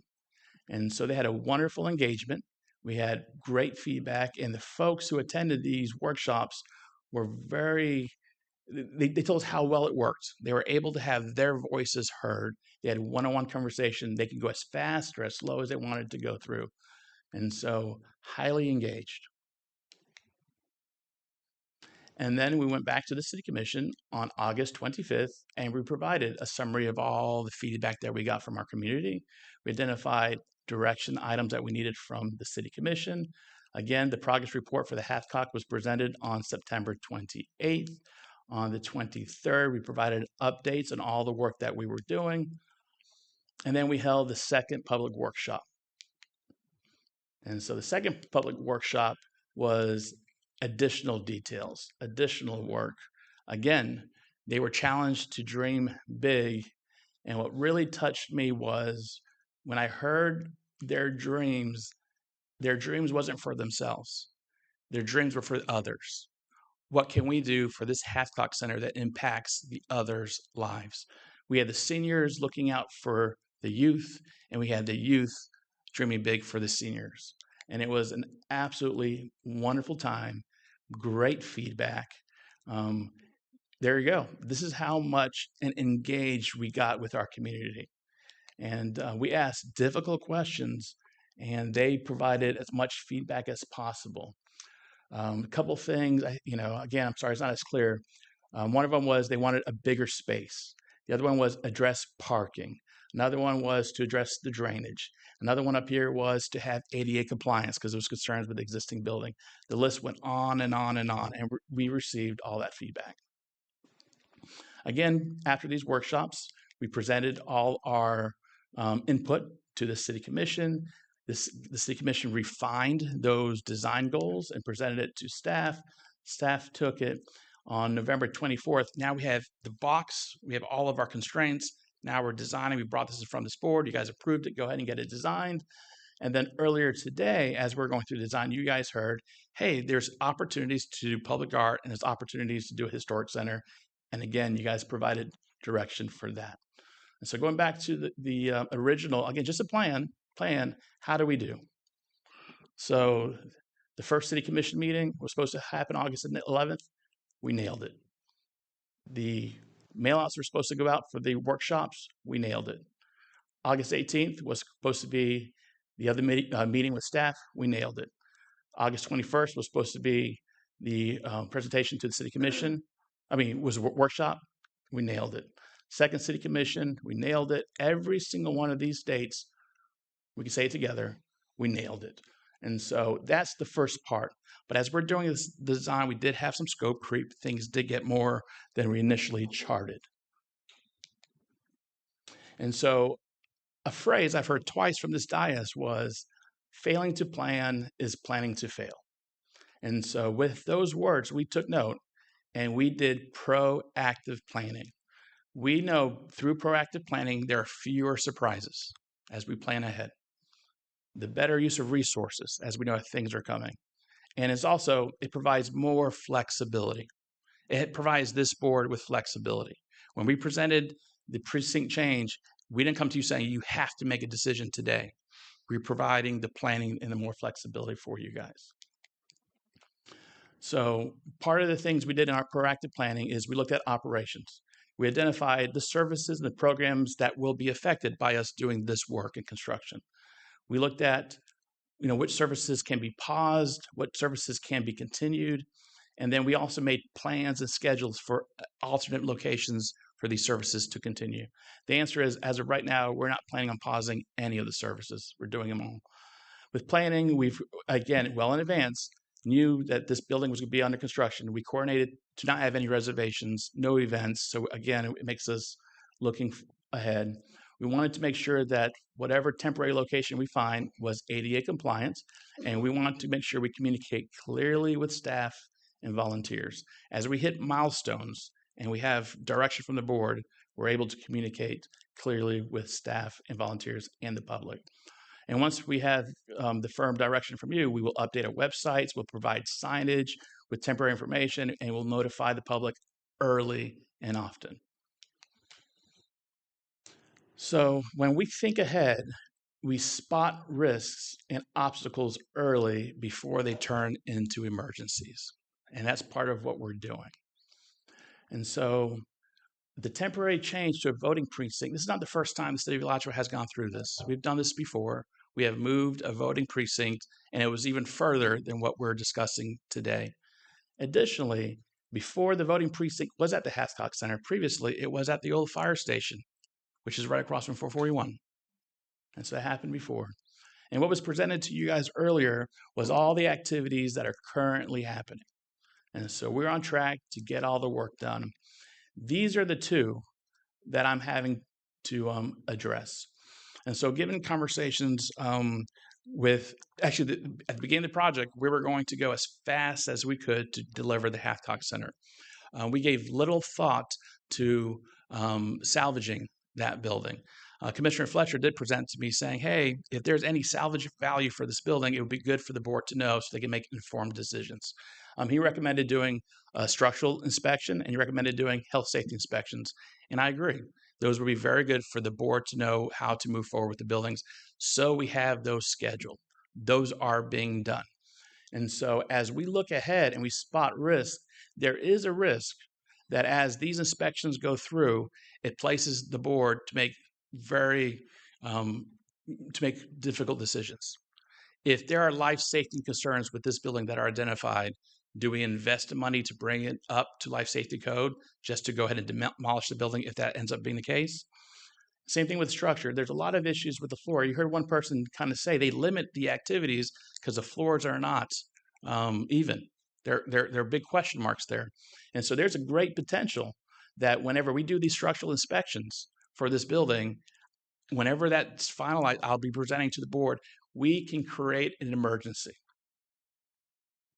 And then we would have to let the public know, hey, last second change, we're moving the precinct from Hathcock Center, and then we have to scramble. And so this is very proactive. This is well in advance. We're communicating very heavily with the public. And so that's what we're trying to balance. And so there's a big question mark on the use. And it's not, does construction start? It's once these inspections go through, and I'm hearing a lot of issues with the building, it could make it a difficult decision for us to hurry up and scramble and address it. So the other facility we looked at, and staff recommended this last time, was Legacy Park. This is not an inclusive list, but this is part of it. For Legacy Park, the reason it made sense was, is it ADA accessible? The answer is yes. Is there adequate space? There's wonderful space. Is parking available? There's ample parking available. Traffic flows are wonderful. The lighting, the climate control, the reliability of the power, and the restrooms access. So all those, again, not inclusive list, all those are there. The other one is, again, we are currently using Legacy as, you heard the lady speak earlier today, we're busing the seniors. So seniors are used to that building. They've been at the building, and actually this Wednesday they're meeting at the building to collect on the bus and go ahead. And so it's with the community, they're very, very familiar with it. And the other one's continuity of service. And so as we look ahead, we see that that building will be offline as we do construction. We want to continue the services that are currently there. We have identified legacy, and we got feedback from the resident. That's where all those services are going to be done. And so our thought process was, number one, the seniors are very familiar with legacy. And as we transfer the services will be temporarily transferred over to Legacy Park also to do it. So it's that familiarity, and that's part of the thought process we had when we made the recommendation for Legacy Park. And so that one's good to go. The other item we looked at was St. Matthew's. We got a lot of feedback from St. Matthew's, and Reverend Weeks is the Reverend there, and Pastor Ruthie also supports. They're very, very diligent in our community, and they do the food drives on Tuesday. Every chance I get, I go, but they're faithful. They go every single Tuesday. So it's remarkable. And they did reach out to the city and say, how can we help? How can we serve? And so we did look at that building. And when it comes to the ADA accessibility, there's a couple items that are lacking. When it comes to adequate space, there isn't any because we need to have these voting machines secure. And so there's a big question mark there. Parking capacity is a question mark. Traffic flow is okay. Lighting, climate control, it should be okay. Reliability of power was an issue because there was a lack of plugs that were in the room, and the restrooms were not ADA compliant. And so, again, not inclusive of the list, but looking at that list, that did not suffice as a location that we would recommend to go ahead and do the voting. And so the last area we looked at was the Alachua County branch. And so, again, I'm not going to go through the list again, but going through all those things, all those boxes are checked, and it does meet the needs for doing a voting precinct. So given this metrics of how we're looking at things, staff is before you today with a recommendation to going ahead and having the Alachua County branch as the voting precinct for 53, given all the reasons we just discussed during this presentation. And I'm open to any questions, Mayor. Mr. Mayor, just following up on my email I sent you, I didn't get some responses to it. So what is the specific confirmed start date for construction? Based off of what I'm hearing tonight is we do not know that. Is that correct? So the construction start date will be refined once we have a design defined. So at this moment, that's a no. Okay. So No, moving on. that's not correct. So well, we it do have that is- preliminary schedule, and we're trying to hit that preliminary schedule. And so that's what we're moving towards. And so if there's a possibility for us to recover the schedule, we'll recover. And again, depending on the scope, the broadness, the changes, the things that we see, will dictate the schedule.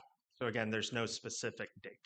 All right. So when we're looking at these, which one of these were actually evaluated before staff wrote the proclamation? So you talking about these items right here? Yeah. Which sites were evaluated by staff? So these are not being evaluated by staff. We hired professionals to come in and do this evaluation. Mr. Mayor, let me clarify. I'll refer back to my email. Did city staff affirmatively request that the supervisor of elections inspect or approve any new locations within the district before deciding to consolidate polling locations? Okay. So again, let me back up a bit to the original schedule. So we use the original schedule to forecast potential issues. The supervisory elections, we did communicate back in September of this possibility. So we went through all the notice requirements. We had agreement that legacy facility is a facility that would suffice. And so again, this was done back in September when we're going through all these checklist items. So I guess the question is, when was St. Matthew's and the Alachua Library evaluated? And so when we received feedback from the public, and given last city commission meeting, that's when those sites were evaluated. So they were evaluated after the proclamation. Okay. All right. So what it seems like is there's another part in there. We're talking about life safety and structural assessments of the Hathcock Center, which I agree. We should evaluate that stuff as many of the public has said is about conservation of the building. What are our options there? And I think as a commission, we need to know if it turns out there's an issue with it, like what is our financial impact on trying to preserve it or bundling that with the current building, I guess, quote or request, what that would be. But my question is now we're basing it off of the thought that there may be something wrong with the building now, okay, that won't be detected until later, but before the election, thus it will close for the election, right? Say the building turns out there's asbestos in it, and we're going to find out that there's asbestos in it before the election, and therefore we have to close the polling location. Is that the concern? Again, when we did that schedule, we identified every single milestone and obstacle that had to be addressed. And we addressed every single one of those milestones and obstacles. Back then, we knew that the building was going to be under construction. So we took the proper steps and we presented to this board staff's recommendation. And for the reasons why we recommended Legacy was because we went ahead and started transferring all those services to Legacy. Also, back in July, we said we're not taking any reservations at the Hathcock Center because of all the work that's being done. And so at that time, we also coordinated with Supervisor of Elections saying the City of Alachua has the recommendation to do it at Legacy Park. Can you help us go through with all the notifications, all the signage, all the requirement? Is that approved site? The answer is yes. And so we were going through all of our checklists and we presented to this board our recommendations for the temporary. Because I'm concerned that if we're having the inclination or we're basing off decisions that there is something wrong with the building while we're currently having events with our seniors, to me, that seems like that's raising a red flag at the moment. And so as soon as we get these findings, they'll be presented to this board. And if those findings recommend that there's no use of the building, we'll take immediate actions for no use of the building. And so going back to the whiteboard written plan, is it currently on track as it was written on that whiteboard? No, there's been delays because there's been scope creep. Okay. There was no intention to do structural inspections of the building. The most effective role was to demo it as fast as you can. The other one was the purchase of the parcel. That was not in the original scope, but as we got feedback from the residents, parking was an issue. We came up with a solution. Again, it was presented to this board, and I was just pointed out earlier, going through planning and zoning and all that stuff does add the timetable. And so even though the construction may have shifted, there are still things that are being addressed, inspected, and we have to feel those things. So it's basically a bird in the hand versus two in the bush. You know, there's a lot of question marks, but if we plan ahead and we communicate ahead and we coordinate ahead and we have discussions ahead, we can come up with the best solution for the city of Alachua. And that's what we're doing here. We're presenting all the pros, all the cons, and we're trying to provide that clear path on how to get from point A to point B. Okay. So if we're taking into consideration the structural and life safety inspections, is there any reason why we would not be able to have Alachua as a polling location as well as Hathcock, depending on whether or not it closes based off of those reports? Could you just clarify? I'm sorry. Yeah. So if we're saying that, okay, either the Hathcock building may or may not close because there's a study being done right now, and we don't know the results of that, right? Why aren't we allowed to have the Alachua Library for both of those precincts, as well as Hathcock available for that precinct, unless it's determined like there is like a life safety concern with that polling location? We're trying to provide clear communication up front. And the last thing I would want to do is to cause confusion. So if we identify two locations, for example, we'll play worst case scenario at the Hathcock Center, and folks are anticipating to vote at the Hathcock Center, and then right before the voting, we say, nope, can't do it. We're changing locations. That's not leading. That's kind of not being clear. So that's what we're doing right here. We're providing notification. We're providing very, very clear. Everything will be posted. All the residents in that precinct will receive mail. Our goal is to have everyone vote. And so we'll be putting signs up, everything we can to do to communicate. So just to be clear on this, your recommendation is not to have the Hathcock as the voting precinct, voting location for Precinct 53. Our preference is to have Hathcock 53 as the voting precinct. Our concern is if we don't do the right steps to communicate with the public, there is the potential for us to have to say the last minute, nope, can't vote here, have to vote somebody else's. That will cause more confusion in the long run. Sorry, I'm getting confused with it. So you are recommending that we move No, it back to Hathcock? Our desire, if we had to put a hierarchy of things, Hathcock is the first. It would remain unless there's something or some reason why it can't. And so we've identified that. Our next one would have been legacy for the reasons why, and then the Alachua County Library would be the third. But based off of feedback from the residents, we have recommended to you guys to do the Alachua County Library in lieu of Legacy Park because of the communication we've received from our public. I'm sure that answered something.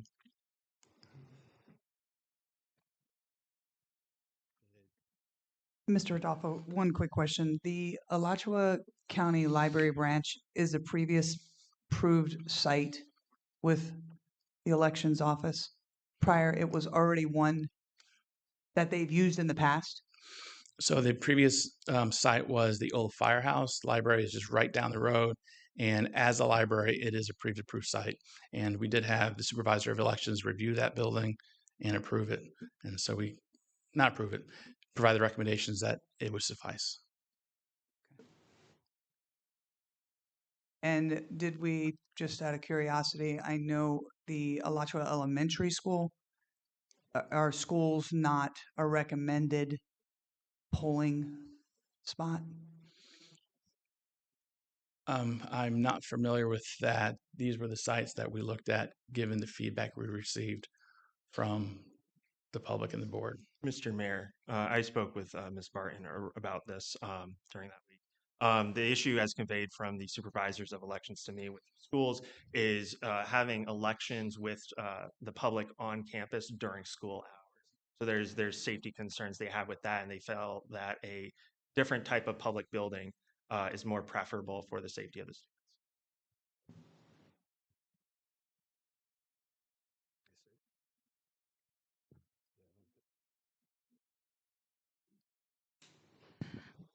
Mr. Valadares, I like the fact that we're being proactive.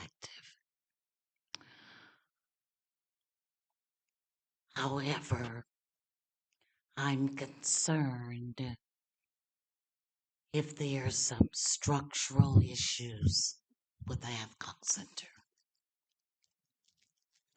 If they are structural concerns with the floor, other aspects, then we certainly don't want to put anybody in that building. If there are not any immediate structural concerns, would voting be permitted at the Hathcock Center? So the two items I'm trying to balance are both the structural and then the life safety analysis that's going on. And so when we put together the approach, it was to see if we can reuse this building for another fit for purpose. And so as they go through and they identify things, I'm not a fire specialist, all that stuff. So as they identify life safety concerns, for example, the fire panel is not up to code. There's no strobe lights. The doors don't have to push bar emergencies. So as these things are identified, and now we know about it, the next question is, what actions do we take? Do we go ahead and invest in this building to put all those things in and allow the voting to happen and then tear down the building next month? And so that's what I'm trying to avoid. I'm trying to be clear, consistent, and informative as we get these feedbacks back from it. And so again, I'm not a structural engineer. However, I do see concerns about the floor not being uniformed. I am aware of the stormwater runoff and how that's been affecting the humidity on the floorboards underneath. Again, as I went through these workshops, I've heard folks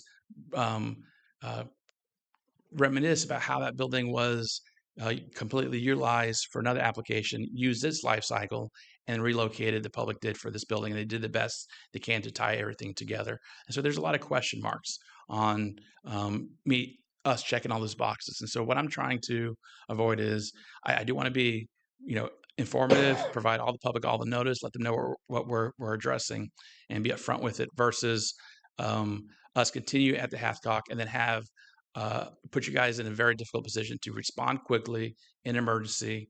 And so that's why we've been very proactive in our planning. Mr. Mayor, I think it would be appropriate to jump in at this stage when you as a city are aware of problems, that presents liability. So if the floors are uneven, and even though the building sounds like it's been used very many times, but now we're aware of ADA compatibility, the doors, the fire code issues, and it sounds like a lot of people that are going to be frequenting this building for purposes of voting, and there are problems with the building, then legal steps in and says, well, wait a minute, that also presents some problems here. And when you're aware of the problem, then it accentuates your liability issues. Mr. Mayor, I have a question. Do we have any senior events this Wednesday?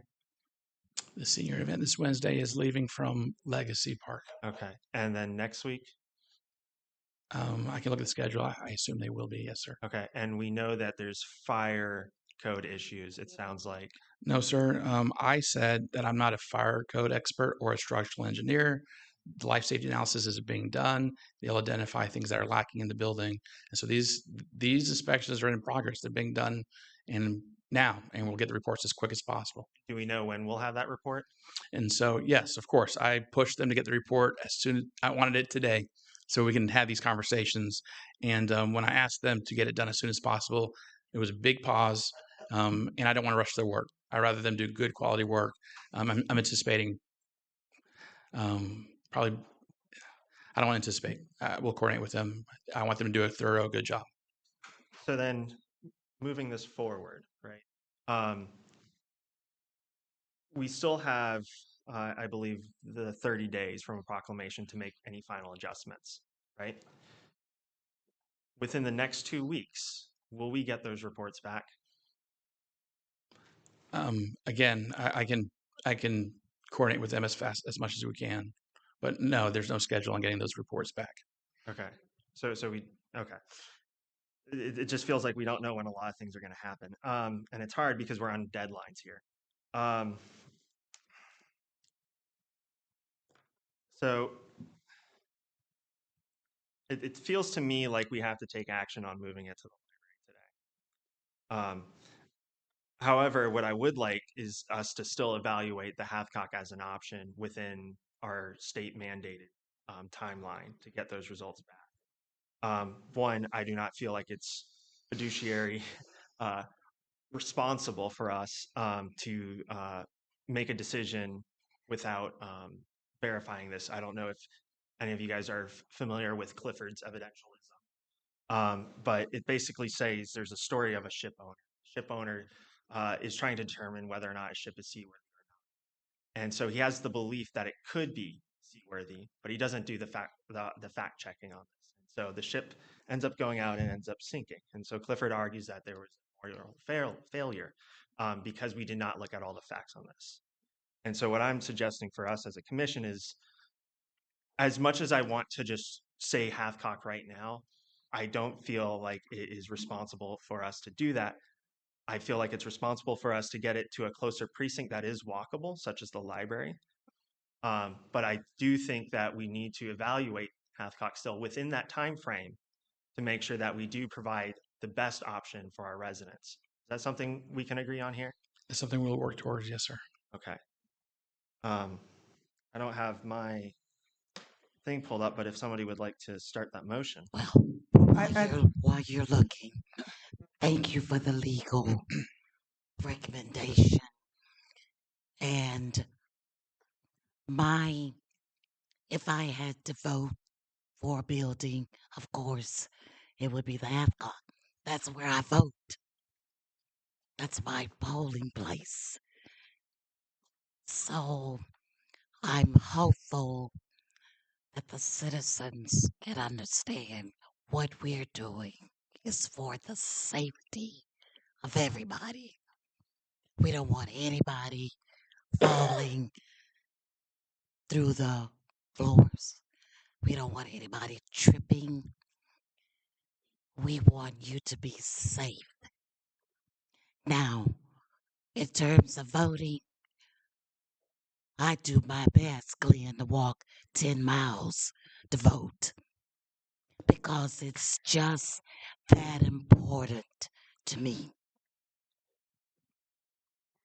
So I say that to say we are not, absolutely not,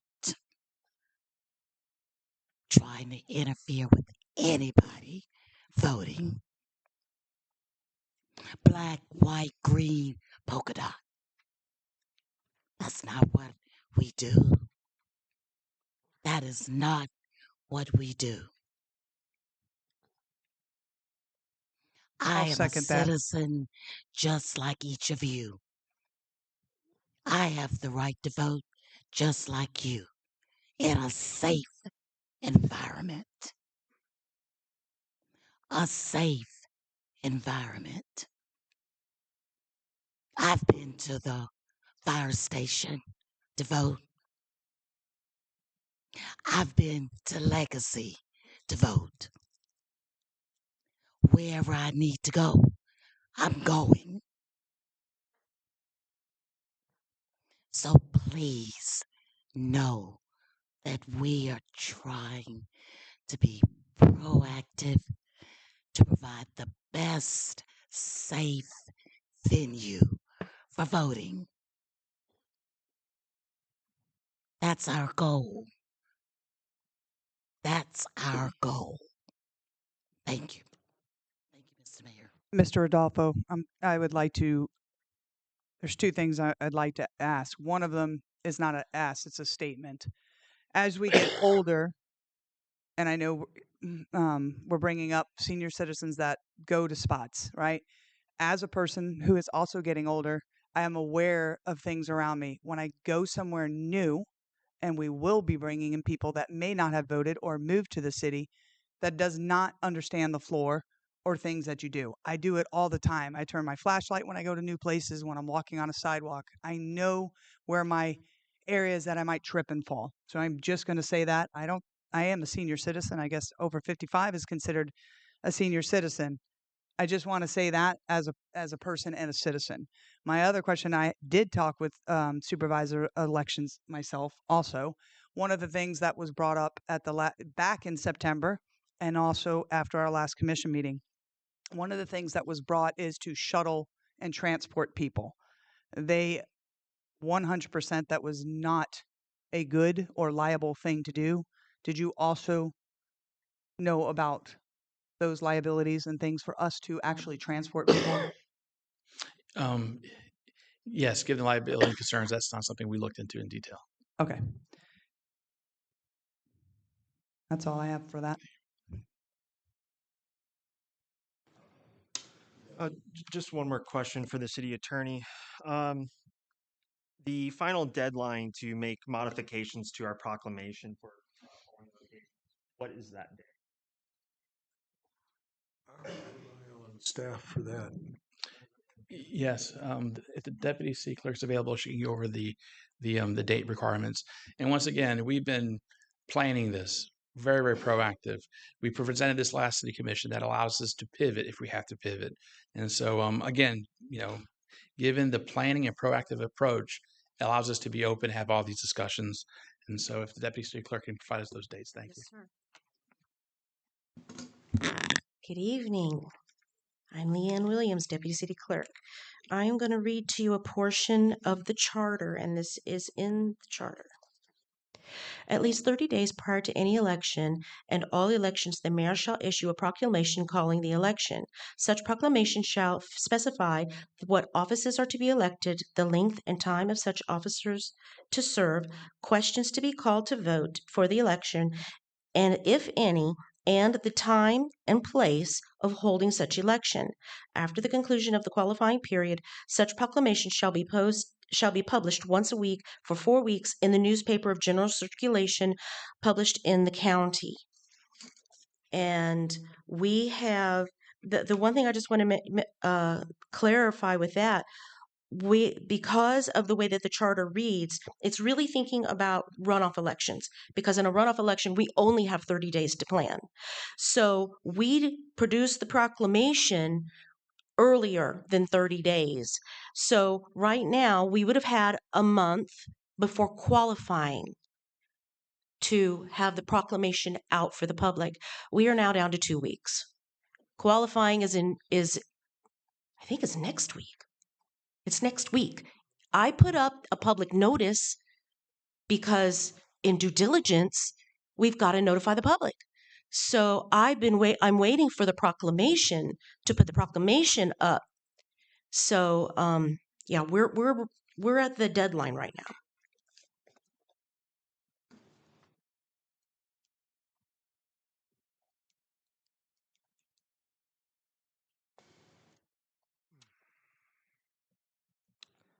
Mr. Mayor,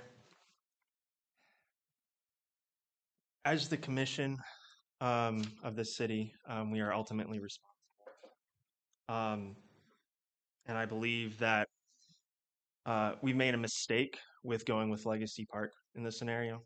But owning it is the first step, fixing it is the second.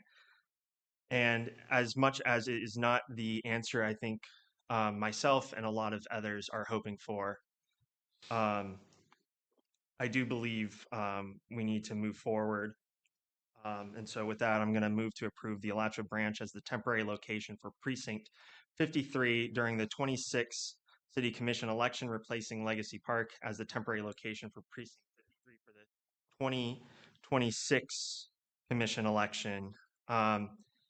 And for staff to present the results of safety inspections by the next meeting that they are provided to the staff.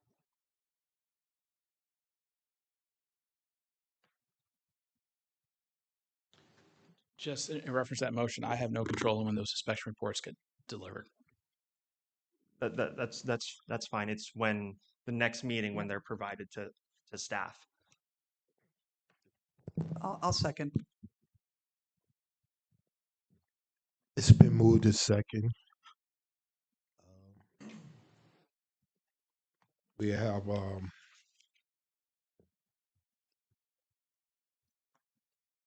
comments.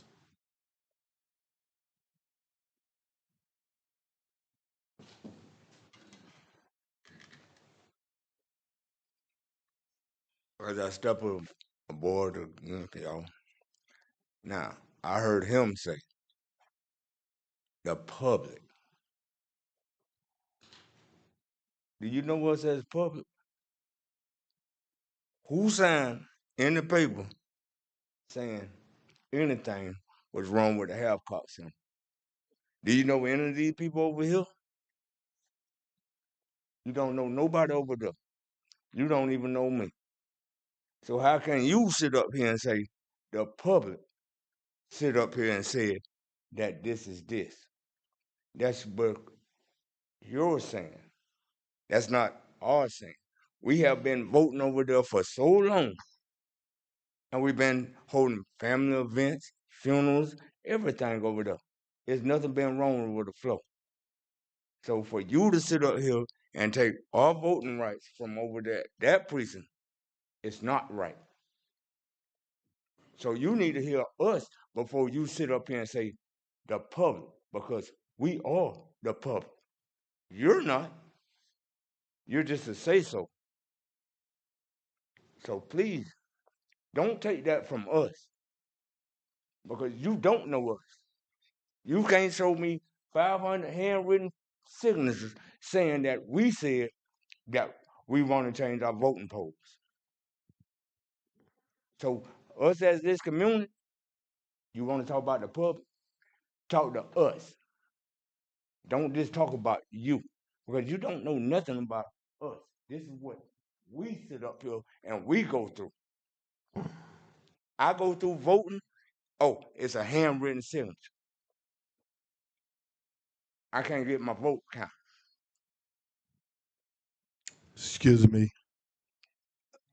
Address My address me name is with your Wilbur question. Jackson, And address me, please. Mr. Mel Welch. How are you doing, Mr. Welch? I'm doing great. Yes, sir. And to all the rest of y'all, I'm very sorry, but I'm just here to speak my grounds. And this is my community over here. This is what we try to live for. And that's the only thing we living for. We had everything took from us. So now we getting this took from us. It's not right. And I hope you understand that. Thank you. How are you doing today? I just want to acknowledge, because him and I had a conversation outside, my name is Richard Bobbery. Um, I understand the frustration with a lot of people going on in the community, and we obviously, they want to have that as a vote. But just like he said, and like the attorney said, you reiterated, safety is a concern. And since we're on a time constraint on this whole thing, it changes the perspective on how we're supposed to look at this.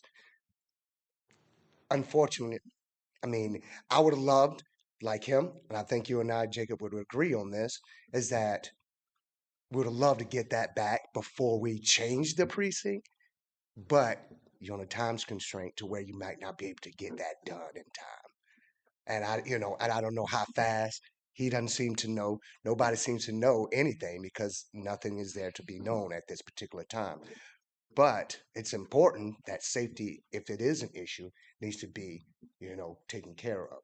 If it's a possibility, and I don't know if that is, because it seems like it's even going to take some time, even if the precinct getting changed over to the library, it's going to take a little bit of time for that to even happen. So if I can come back prior to that, then maybe you don't have to move the precinct if it comes back and it's something that's in safety is a very issue. And that's just all I really want to say about it. And I appreciate you guys' time. Thank you.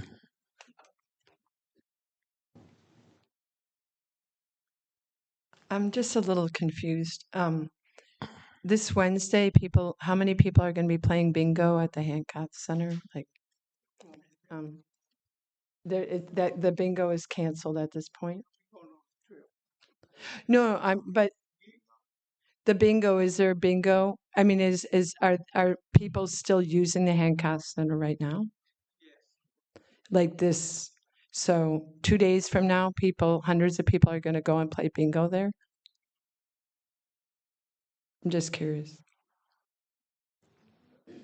I saw the presentation. She said lots of people come there on Wednesday night to play bingo and have big potlucks. It doesn't seem like it's so unsafe that people can vote if people are still playing bingo there. I think you should cancel the bingo if you're going to cancel the voting. Excuse me. Thank you. But I think that the issue is this. Right now, we don't know when the accident can happen. So right now, since we don't have no one to inspect it, we still using the building. But we're thinking about time the election come, we may have a different report for safety use. This is all we're thinking about. We're not thinking about trying to shut y'all down from where you used to be voting at. But we're looking at safety. I don't want to see nobody hurt, and then you come back to us and say, hey, so we're looking at safety. It's not that we're trying to stop you from being where you. I'm used to voting at the Hathcock Center. Boy, I would sure wish we could keep it there. But if a safety issue come up, that's what we need to put in consideration. It's not that we're trying to take away from where you used to vote. It's looking at, they saying we may have to inspect this and it may not be um, qualified or whatever for on that date in April. So we don't know, and we was trying to see um, would you would you like to be just to use temporarily the library, and that's what we're trying to get you to understand that it's just a safety issue. It's not that we're trying to deny you from being to the Hathcock Center. We are concerned about your safety.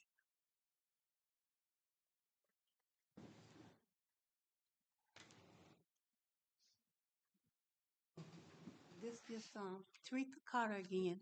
I just want to make sure I understand what you're saying, and I believe I understand what you're saying. You're going to have the building inspected, and you're just going to get back to the public in time to let us know whether we're going to be voting at the 53 precinct or we're going to be voting at the library. Is that correct? Yes, ma'am. All right, that's what I want to make sure. Thank you. Good evening, Mr. Mayor, Commissioners. Tamara Robbins. During the January 26th meeting, when the proclamation was adopted, it states in the summary page, the Cleather Hathcock Community Seniors Community Center will be under construction. Therefore, this polling place will be held at Legacy Park Multipurpose Center. Not one single mention of safety. There's no safety issue. There is now, because you want it to be a safety issue rather than the fact that it was going to be under construction, because it's not going to be under construction. So now you got to find a different reason to have it somewhere else. So if there's a safety issue that everybody's known about at the Hathcock Center, why is there bingo going on? Why is the building even open? Can I answer that? No, you can answer, Mr. Mayor, when I'm done, or you can stop my time. Okay? Because don't take my time for that answer. So there is no safety issue that we know about. Now I'd like to know who we're hiring to do that safety inspection, because I have a feeling it's going to come back with issues so that you guys can then vote to tear it down, because that's really what you want to do. During the milestones and objectives that was presented, there was no mention of hiring of Monarch Design in November of last year. That was a big, major $325,000 step that was going to take a long time to complete. No mention of that. There was also no mention of the rezoning process that's going to have to happen with that adjacent site that you acquired. And I still haven't received the answer to the question. There will need to be a site plan submitted to go through the review process, because just because it's a city project doesn't mean it doesn't have to have a site plan that has to be approved. You don't get to just like build stuff without a site plan, right? So I don't know why that was omitted. There's no mention of a safety issue in the last meeting. This is something new. And if there's really, truly safety issues, why has there been bingo going on there for the last months? It's not a new discovery. Now we've hired somebody. I'd like to know, who are we hiring? And why didn't you have them here tonight to say, hey, how long is it going to take you to come back with that report? Right? And now Mr. Valadares has no idea how long it's going to take. Well, why not? Why does he not say to this company, we need to have results back. Please get out and do it. Can you do it in 2 days? No, you can't? Okay, well, let me find somebody else that can. Right? There's a whole lot of unknown things. Don't know this. Like I said, lots of word salad explanations that do not square up, and the public knows the difference. Thank you. Thank you.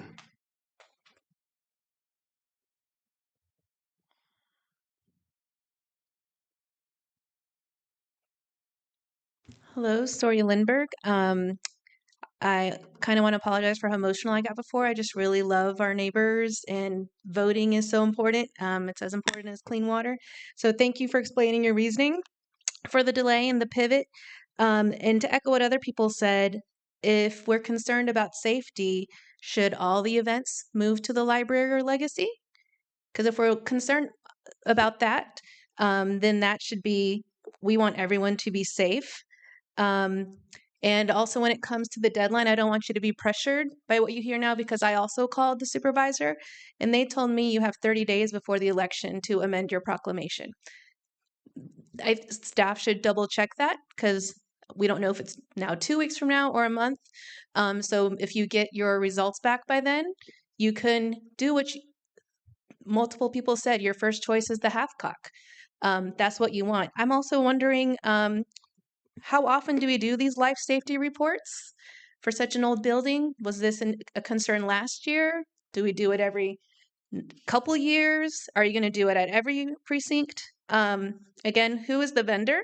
Because the public, we're really good at poking and finding out like what's going on. So who's this vendor? And when it comes to our neighbors, like I said, if we're any concern, they should not go there next week. You were there this week to take the picture that we put up there. So let me see. And also, say you get the date. I'm going to make up a date. Say it's March 15th, that you need the last day to amend your proclamation. You can make a special meeting, Mr. Mayor, to say, we're going to have a meeting on this day to amend our proclamation. This is the absolute last day. Is the survey back? What do we know? You can do that with one email to the clerk. And I don't know if anyone knows, the clerk is the city manager in the city of Alachua. I'm just going to sit here and see if I missed anything. I appreciate you hearing that the Hathcock is the first choice. It would have been helpful if we knew that 2 weeks ago. Probably would have saved some sleepless nights for some people in the community. And just to be, if we could be more upfront with that. So, and if we start doing events at the library and other places, it can build that repetition for folks that we're going to go there. So yes, if the commission can find out who the vendor is, I'd appreciate that. Thank you.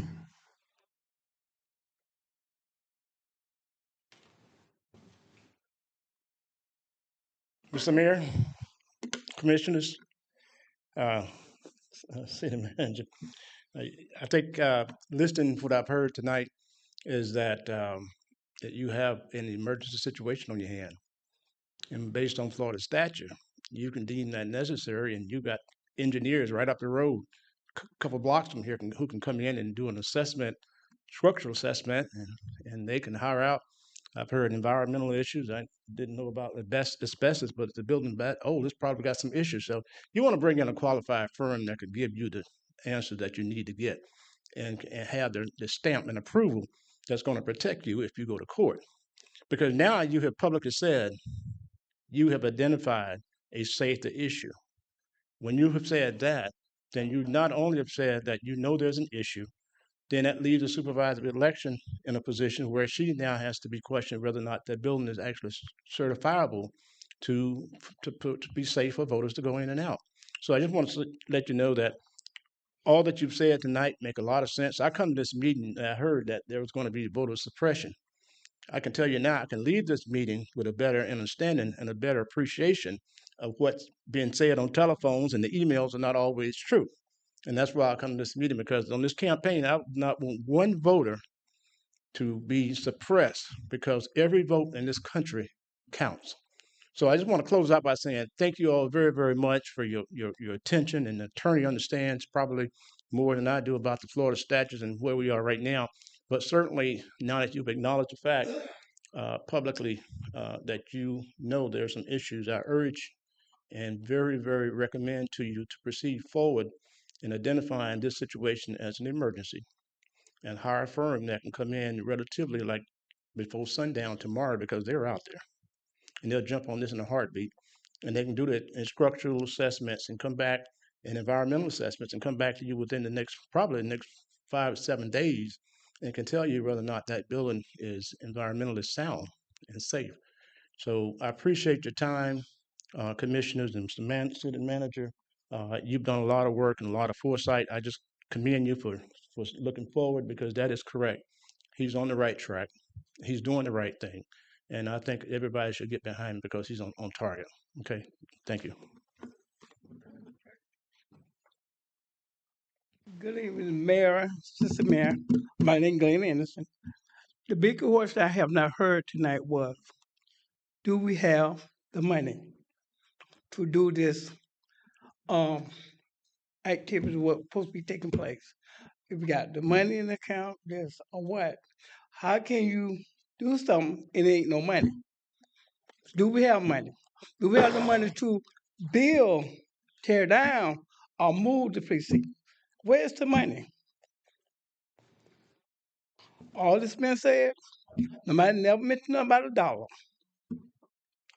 So what is it? You know, when I got on the campaign trail, y'all talking about dream big. How you want the Senate bill? This and that there. I went out, I talked with the public. I got work I did. I didn't see none of the work that I showed you in Rodolfo on the board, how we talking about doing the building. So my work was in vain, right? So y'all, let's be for real one of. If you're gonna do anything, do it right. Y'all sit up here. We depend on you all. We vote y'all in the seat. Y'all didn't vote us. We got y'all there. So y'all need to stand up for the public. Y'all need to stand up for the citizens. Then, if we don't step out to you all, then we'll be a failure to our city. So I think, as y'all sit on this board, Flashback, the only one out of to the meet will speak up. The rest of y'all won't say nothing. When the public come ask questions, only person I hear answer, Fletcher. Come on, let's do it right. Thank you.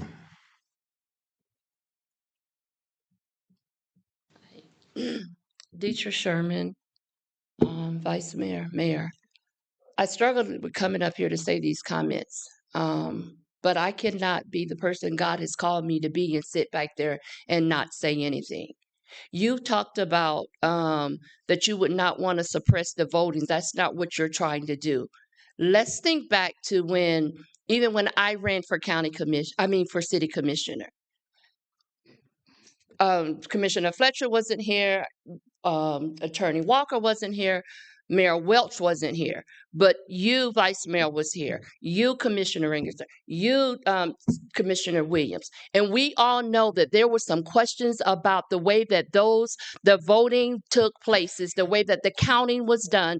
The voters that y'all are talking about at Precinct 53 felt as if we were not treated correctly. Our votes were not counted then, and now because they're voicing their opinion about this precinct being changed, and you're sitting here like that it just came out of nowhere. They have grounds to question the motives behind this change at this time. We cannot sit here and act like they're just pulling weeds out of the air. No, we have a right why we're questioning the timing of this change at doing our city of elections. There have been things in the past that was not done right.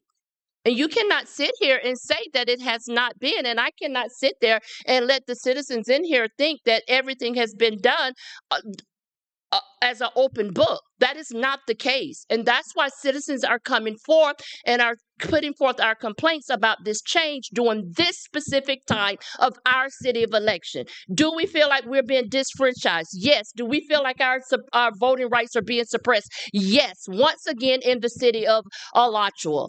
There's many things that we can talk about. There's things that I know that I haven't even voiced that took place behind the scene.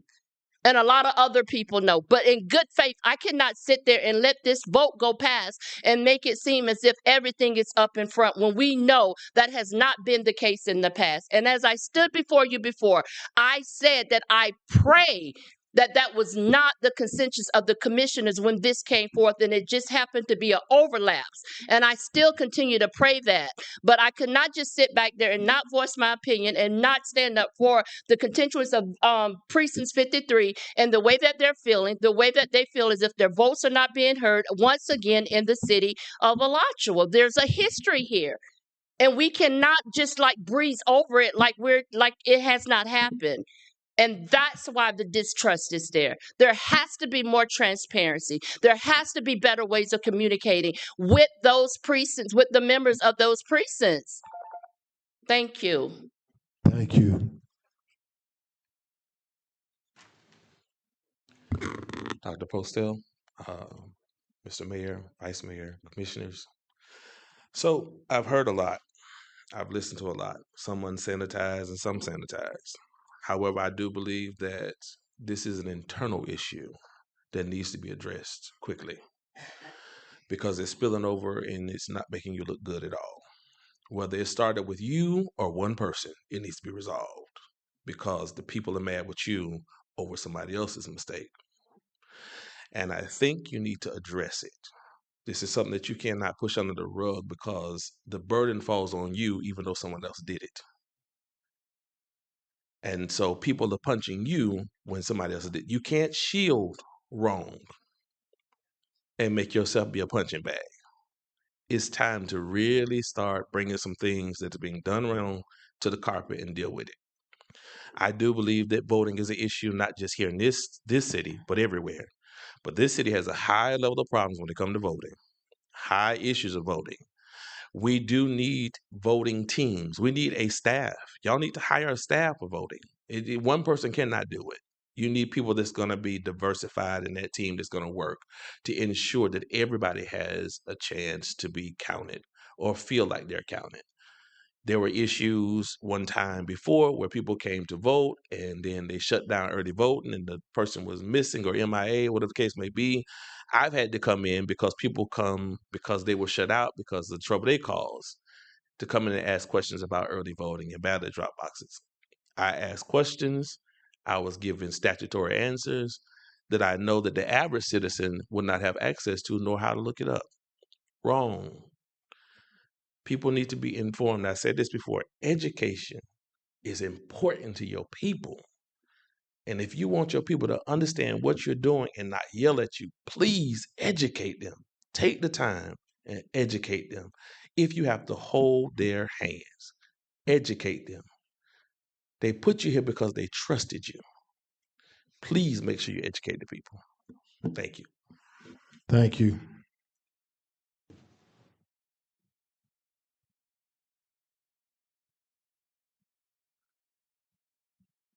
Leon, is it appropriate this time? We do need to read the proclamation. Mr. Mayor, there's a proclamation. I'll go ahead and read it. It's City of Alachua, Florida, Office of the Mayor, Walter Welch, a proclamation. Our mayor, Walter Welch of the City of Alachua, Florida, does hereby proclaim as follows. An election is called for Tuesday, April 14, 2026 to fill seat 3 on the Alachua City Commission for a 3-year term. Whereas the successful candidate for seat 3 shall serve a 3-year term ending April 2029. And whereas the polling places will be open from 7 a.m. until 7 p.m. at the Legacy Park Multipurpose Center, Alachua Branch Library, and the clubhouse at Turkey Creek. Whereas at the conclusion of the qualifying period, this proclamation shall be published once each week for 4 consecutive weeks in a newspaper of general circulation published. The witness whereof, our mayor has set his hand this 9th day of February 2026, attested by Walter Welch, our mayor. And that is the entirety of the proclamation. The appropriate motion is to pass the proclamation as read by its entirety. Mr. Mayor, I have a question. Do we have a proclamation pre-typed for the Hathcock Center over there? I do not have one in front of. There was 2 comments from the public that I would like to get answers on before voting.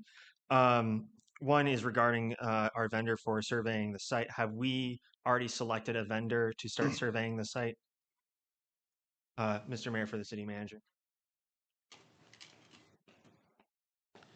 Yes, we have engaged a vendor to do the structural inspections and the life safety inspections. And who's that?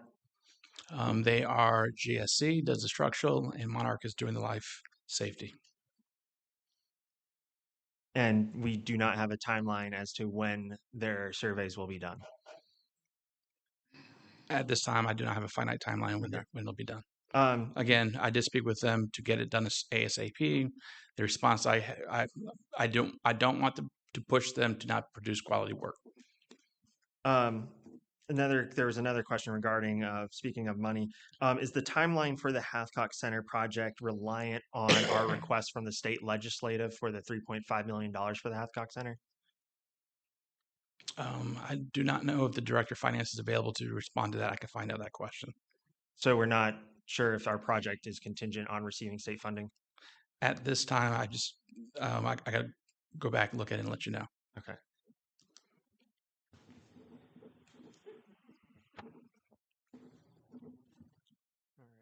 I guess, Mr. Mayor, I'm ready to vote. I'm gonna start with Commissioner Fletcher. Mr. Mayor, I'm disappointed how this whole situation played out. It felt like we were put under a decision that was last minute. However, it seemed like everybody knew this going forward. And we're still lacking clear answers on timelines and structural issues and safety issues. And I'm really disappointed about how all this is playing out. But I do know that the Alachua Library is a much better location than Legacy Park. Due to the walkability of it. As a person who lives over in 151, I've walked actually to the library from that side, and I do know that Legacy does not have the same type of access. Same with the pedestrian bridge. So from a standpoint of that, right now, the Alachua Library is a far better choice. But there's a second part to this of that safety and site survey, which I would really like to see that before the next meeting. So we may, based on the results of that, determine if we can actually go forward with the Hathcock Center. I do not know why, if we've already engaged with vendors to perform these assessments, that they're not completed by now, or they won't be completed by our next commission meeting. But outside of that, the best decision right now is improving the current situation we're in. And the only option, before I go to that, one last question for the city attorney. Mr. City Attorney, if we're basing our decision to not have the Hathcock Center until we get these safety reports, is it prudent for us to keep the Hathcock Center open until we receive those reports? Have a discussion with the city manager on that issue. So I don't know enough about it at this stage. I have concerns from a liability standpoint, but I want to talk to him a little bit further about it. Okay, because that's the next part is we're making a decision based off of a potential concern while we're continuing to put people in a situation where there's that potential concern exists. And I don't think that's fair on our part to be doing that. So I do hope the city manager and the city attorney can clarify that and work to solve that. Again, this is not the outcome I hoped or a lot of people hoped, but with that, the library is the much better option. So I'll have to vote aye. Commissioner Williams. Aye. Commissioner Ringerson. Aye. Vice Mayor Shirley Brown. Aye. Mayor Welch says aye.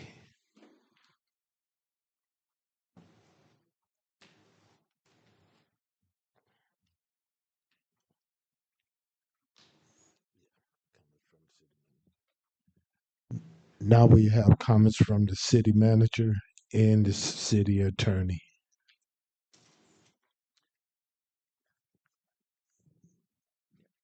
Mr. Mayor, I believe you public comment for subjects not on the agenda. I'm sorry. I'm looking at the wrong page.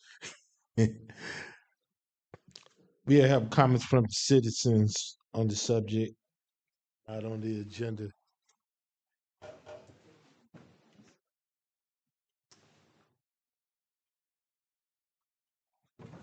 Good evening, everybody. Brian Bisher. just one quick thing. You guys have got the Santa Fe Hills water issue moving forward on that. And it seems like a great opportunity to actually solve the problem that you guys created when you created an enclave there and figure out a way to annex that into the city and actually bring their roads up to standard. So great opportunity in terms of your vision. Think big. It's possible. Thank you. Never been up here this much. Dr. Sherman, I'm sure this isn't on the agenda, but I want to apologize if I was screaming. That was not my intent to be rude or disrespectful. It was just very passionate about this entire issue. So I just wanted to apologize to you and to everyone in the room if I came across as angry or mad or anything, or raised my voice. Never my intention. Thank you. Thank you.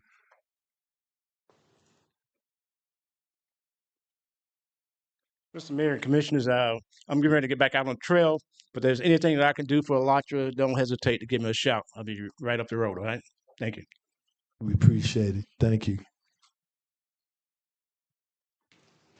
Dr. Postel, Mr. Mayor, Vice Mayor, Commissioners, listen, you don't have the easiest job at all. Leading people, helping people is not the easiest job. Trust me. I lead people, and I lead some people that are really rough people. But you do have a job. And as long as you know that you do what you do out of the pureness out of your heart, you're doing your job. And as long as you're doing the best you can do, you're doing your job. Sometimes the only tools that we have is what we have in front of us, and that's all we need. But as long as we're doing our job, you're not going to make good decisions all the time. You're not going to make bad decisions all the time. You can't help everybody. You can't save everybody. But what you can do is try. That's all that matters. I'm praying for y'all because I know y'all got it rough. And I try to come down here with y'all when I'm in town and when I'm here. But I'm definitely praying for y'all because I know you all have a heavy burden. This city is not an easy city to deal with. It's not. The people in this city are a melting pot, and they go from 0 to 1,000,000. And so you just have to pray your way through and press your way through. I know it was easy to get the votes. You got voted in and you're going to do all this change, but you didn't think it was going to be this hard, did you? Yeah. You got uphill battles. You got downhill battles. You're not going to win them all. But most importantly, know that you try to do your best. That's all that matters. Nobody's perfect, and we all fail, and we all make mistakes. Do your best. People are depending on you. Even when you don't believe it, people are depending on you. I was always told that there was somebody young watching my steps to mirror my life when I didn't see him. Somebody's watching you. Somebody wants to mirror what you're doing. Show them it can be done. Show them it can be possible. You don't have to cry at night when you know you've done right. Y'all have a good one. Thank you.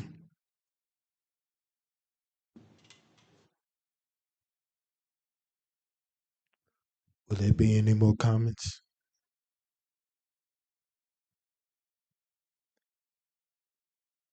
If not, we'll move on to comments from the city manager and the city attorney. Thank you, Mr. Mayor. No comment.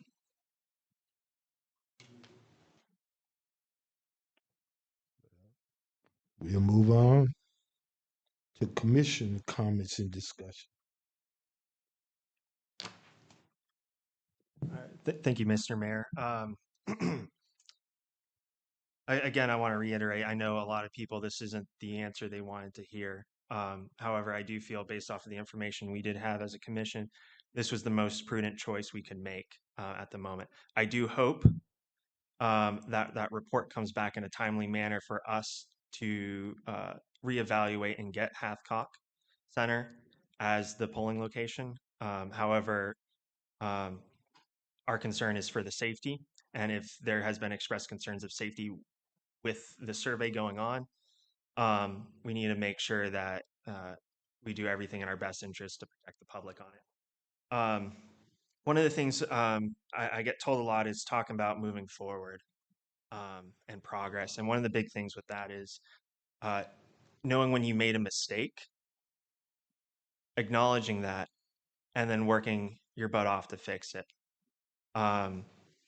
After the last meeting, I want to thank city staff actually, because when I was calling the SOE, Supervisor of Elections, they were already on the phone meeting with them, working to evaluate the other options, working to fix the situation we were in. And I kept tabs on it, but I do want to thank staff's timely response to getting that fixed with the city manager. That doesn't mean we're done here. Okay, getting into the situation, I'd like to see how we can improve from a city administration standpoint. Another thing that is really concerning to me and is raising a red flag is we don't have definitive monthly timelines, it feels like, for a $3.5 million project. If we're not saying, we can't say when construction is going to be beginning in the month of April, to me, that's a concern. And I'd like to get more clarification with the city manager, set up a meeting, go over that. But I do want to, again, go back and thank staff for their quick response after that vote. Hope you all watched the Super Bowl. It was great. My team did not win. Maybe next year. I know, Mr. Mayor. But other than that, I hope you guys all have a good night.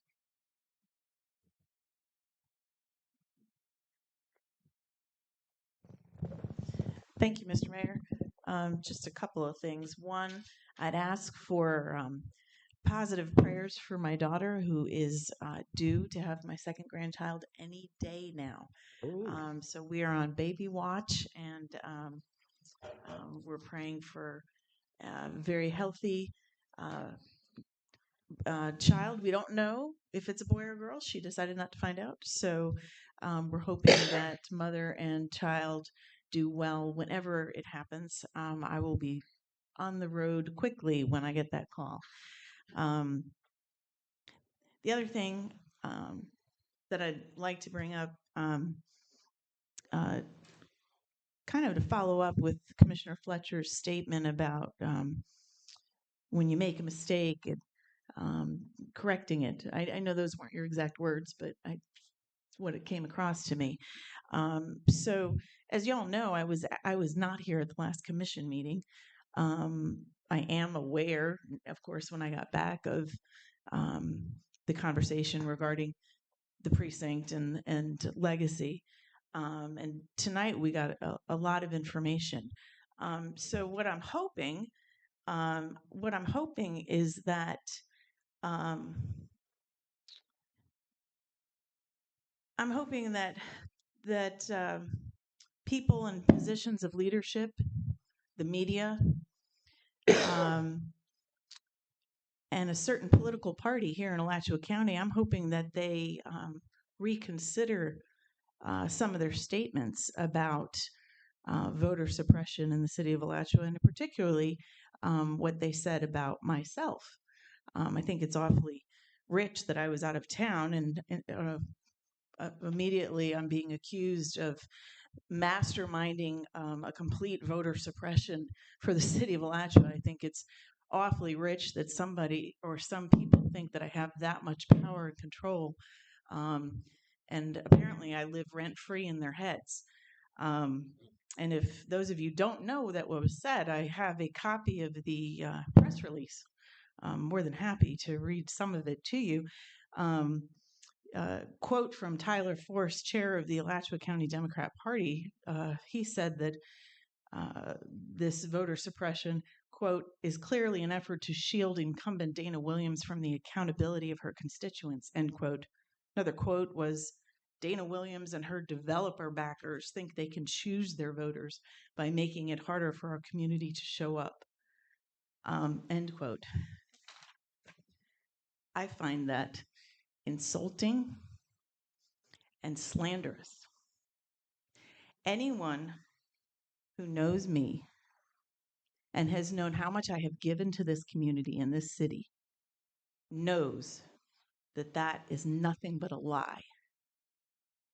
And I am appalled and disgusted that this press release was dated January 27th.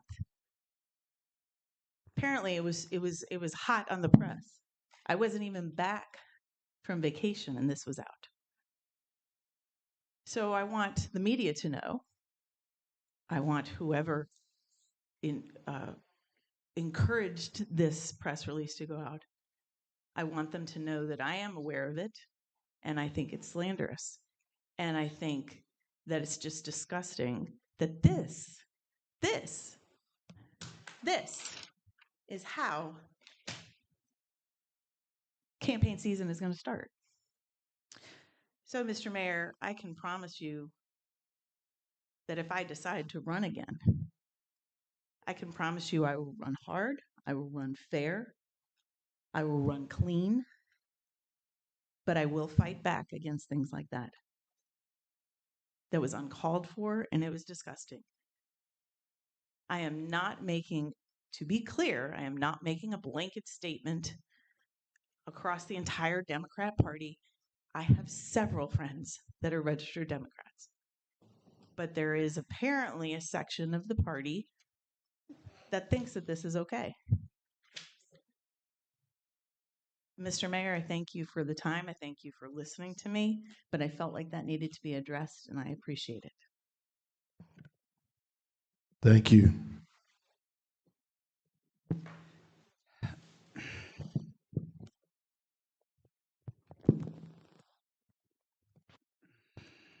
Mayor,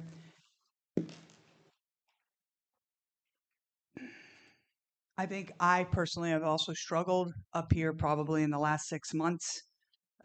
Several comments throughout probably the last year. I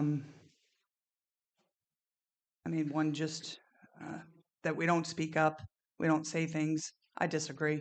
I speak up when I feel like it needs to be spoken or said.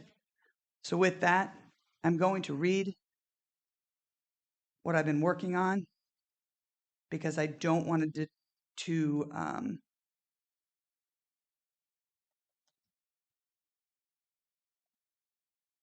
I'm just going to read what I've been working on because I think myself also very hardworking, driven mother in a different relationship than most people are in my home, my children, my granddaughter who had all weekend, who is African American, who also I have to share so many things with for understanding this world and be a role model. So with that, I serve on this commission has been the greatest honor of my life. I'm deeply grateful for the residents of Alachua for their trust, their voices, their opportunity to serve in a community that I truly love. I also want to thank my colleagues, the staff, and many community members who show up and speak and care deep about our city. I strive every day of my life, to be the role model for everybody to see with kindness, honesty, integrity is the core of every decision I make in my life and up here. My heart is especially with my children and our children in our community. And my faith is my why. Leadership matters. The truth matters. And the choices that I make and we make today shape the future that we inherit. So I will continue to be a role model every single day of my life. I love this city with my whole heart. And that is what fuels my passion to serve, not only here, but what I do every single day and on my weekends. Because I love and I strongly believe in transparency and accountability, I will not stand for misinformation, false statements, or attempt to muddy the waters, which continuously happens. Our community deserves leadership that are courageous, ethical, and grounded in the truth, not in division. I remain committed to lead with integrity compassion, unwavering dedication for the people of the city of Alachua. Thank you for allowing me to serve. It's truly been an honor. I look forward to the future of this good life community. I will do my due diligence to continue to speak, serve, and walk in every footstep of every human being, because nobody knows the shoes I live in, or the shoes you live in, or the shoes you live in. But I will never be unkind, and I will never not speak the truth. And I will not make it sound like I'm not speaking the truth by making it gray so that you think something different. That is not me. And I'm saying this today because election is now, and I'm sure it's going to come up next year when it's my time. But I have not done one thing unethical or lied or done anything to make anybody in this community feel different. With that said, Chief, continue to keep us safe. Mayor, Mr. Rodolfo, thank you for all you do.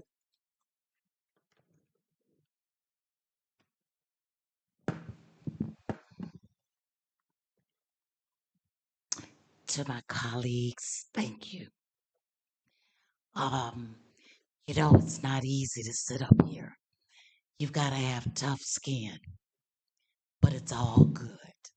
Now, we've got work to do.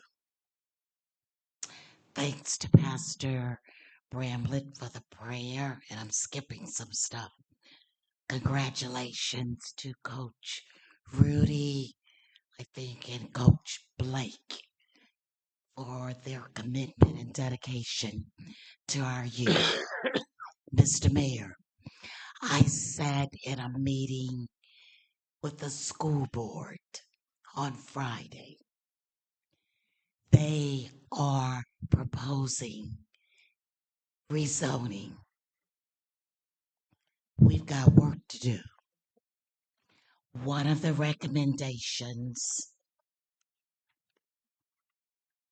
is to close Alachua Elementary. We've got work to do. I need everyone here spread the word. There's a meeting at Meband Middle School, Tuesday, February the 17th at 5:30. Please come. Voice your opinions. Give some ideas. We must not give in to our schools being closed. That impacts our children. And yes, I'm compassionate about it because I taught at Alachua Elementary and I taught at Irby. But the priority are our children. Please spread the word. And Mr. City Manager, if we could get a packet to all the commissioners, that would be great. Now, if you cannot attend February 17th, tonight they're at bureaus, it's too late to go. Tomorrow, February 10th, they'll be at Oakview, the 11th at Eastside, the 12th at Kanapaha, of course, Mebane, the 17th, and Westwood, the 18th, all at 5:30. Please, please be there. Thank you, Mr. Mayor. Mr. Mayor, just a question for Ms. Brown. Do we know when they plan on implementing the plan and making the final decision? Like, will it be with the new school board? I know they have a couple seats up. I know they have new school board members coming in. Will it be their vote, or are they making it before they're heading out? My understanding is once they finish these engagement opportunities before this school year is up, so we've got to be there. Thank you. I'm going to add it's it'll affect the city of Alachua.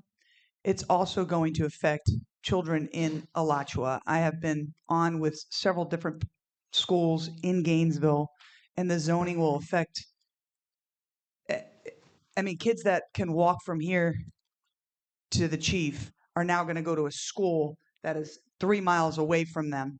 And they're going to take the kids that are 3 miles away and put them in that school. So we're just hopping schools and kids all over the place. My school in Gainesville has been in an uproar with the 7 schools that we pick up in the county, let alone what will happen here with the proposed close. Somebody I talked to today, one of the proposals is let them stay in their elementary school for 4th and 5th grade, and then they would move so that they could finish with the schools. Also was proposed that it might not even move forward. This is, I don't know how many times they've done this, but it doesn't matter. I think we have to show up and continue to talk. So I will be there on the 17th. One of the proposals, Vice Mayor, correct me if I'm wrong, is rezoning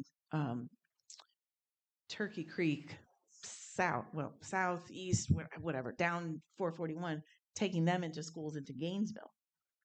Not just Turkey Creek, but all of that down there. And then closing Alachua Elementary and making Irby K through 5. Right? Okay. Yeah. So totally disrupting. We've been always so proud of Alachua with the way that we're so unique, with Irby being K through 2 and Alachua being 3 through 5. And I know commissioners before us and strong leaders in our community before us have fought to keep that for decades. I'm sure y'all know more than I would. This is just very disconcerting for us. And you're absolutely right, Ms. Shirley. We can't do this just ourselves up here. We have to rally the troops in the community, and we need everyone to fight for our schools. I agree. And I also, Mr. City Manager, Mr. Mayor, shared that this commission has wanted a meeting with them. Yes. We missed last year, but historically we have met, Mr. Fletcher, every year. So we've got to move forward. We cannot drop the ball with our children. I'm sorry. Thank you. Oh, yeah. One of the, I guess another, just because this is very concerning.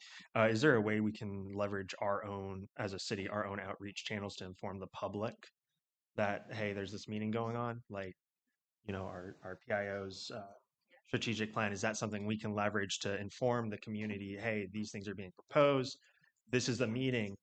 Because I know the city, Facebook pages and all that stuff, but I know the city has a very huge following, and I think this would be a very reasonable usage of that resource to inform our city of things that directly affect our children. Maybe that's something the city manager can coordinate as we get more details on this. Please spread the word.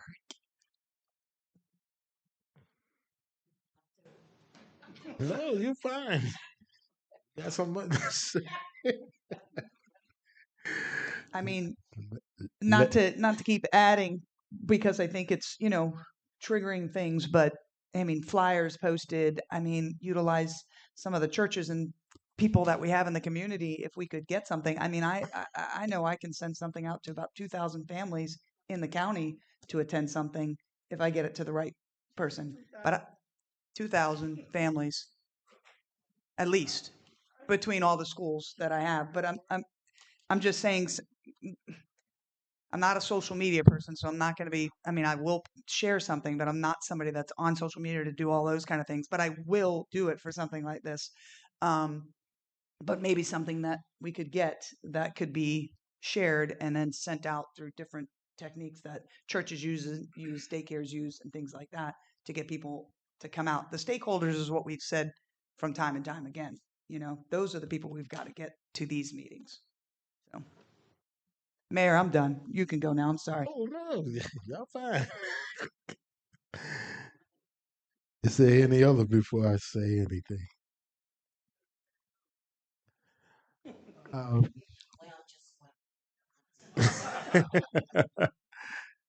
Um, well, I thank each and every one of y'all for being in this meeting. I know it's been long, and I know there was a lot of things that concern uh, the public, and I just want to say I do community gathering, and my staff this Saturday. I know it's Valentine's Day, but at 4 o'clock we'll be at the Welch Park. Live music, plenty of food, and you can voice yourself if you want, or you can actually maybe some of this information that you're hearing now, you can be able to be updated. I would love for one of my meetings. I would love for some of our commissioners to come and relate to the community, to the city. Long time ago, it's been about 20 or 25 years. Uh, I did do an event. Hal Brady was in office to the Hathcock. I mean, the Hal Brady Center, and the commissioners and the city manager at that time. We did do something like saying Commissioner Fletcher, and we had hosted an event in churches. We had hosted an event at Criswell Park at that time, and it was a great event. And we allowed them to. It was to bond with the city, uh, our police staff, and the citizens. God bless you. And the citizens. And so, what I'm trying to create is togetherness. I want us to be able to work together, reason together, and not so much be so harsh on one another. We can voice our opinions and our concern, but someone always told me one time, be more professional. And then I'm like, well, what is professional without respect?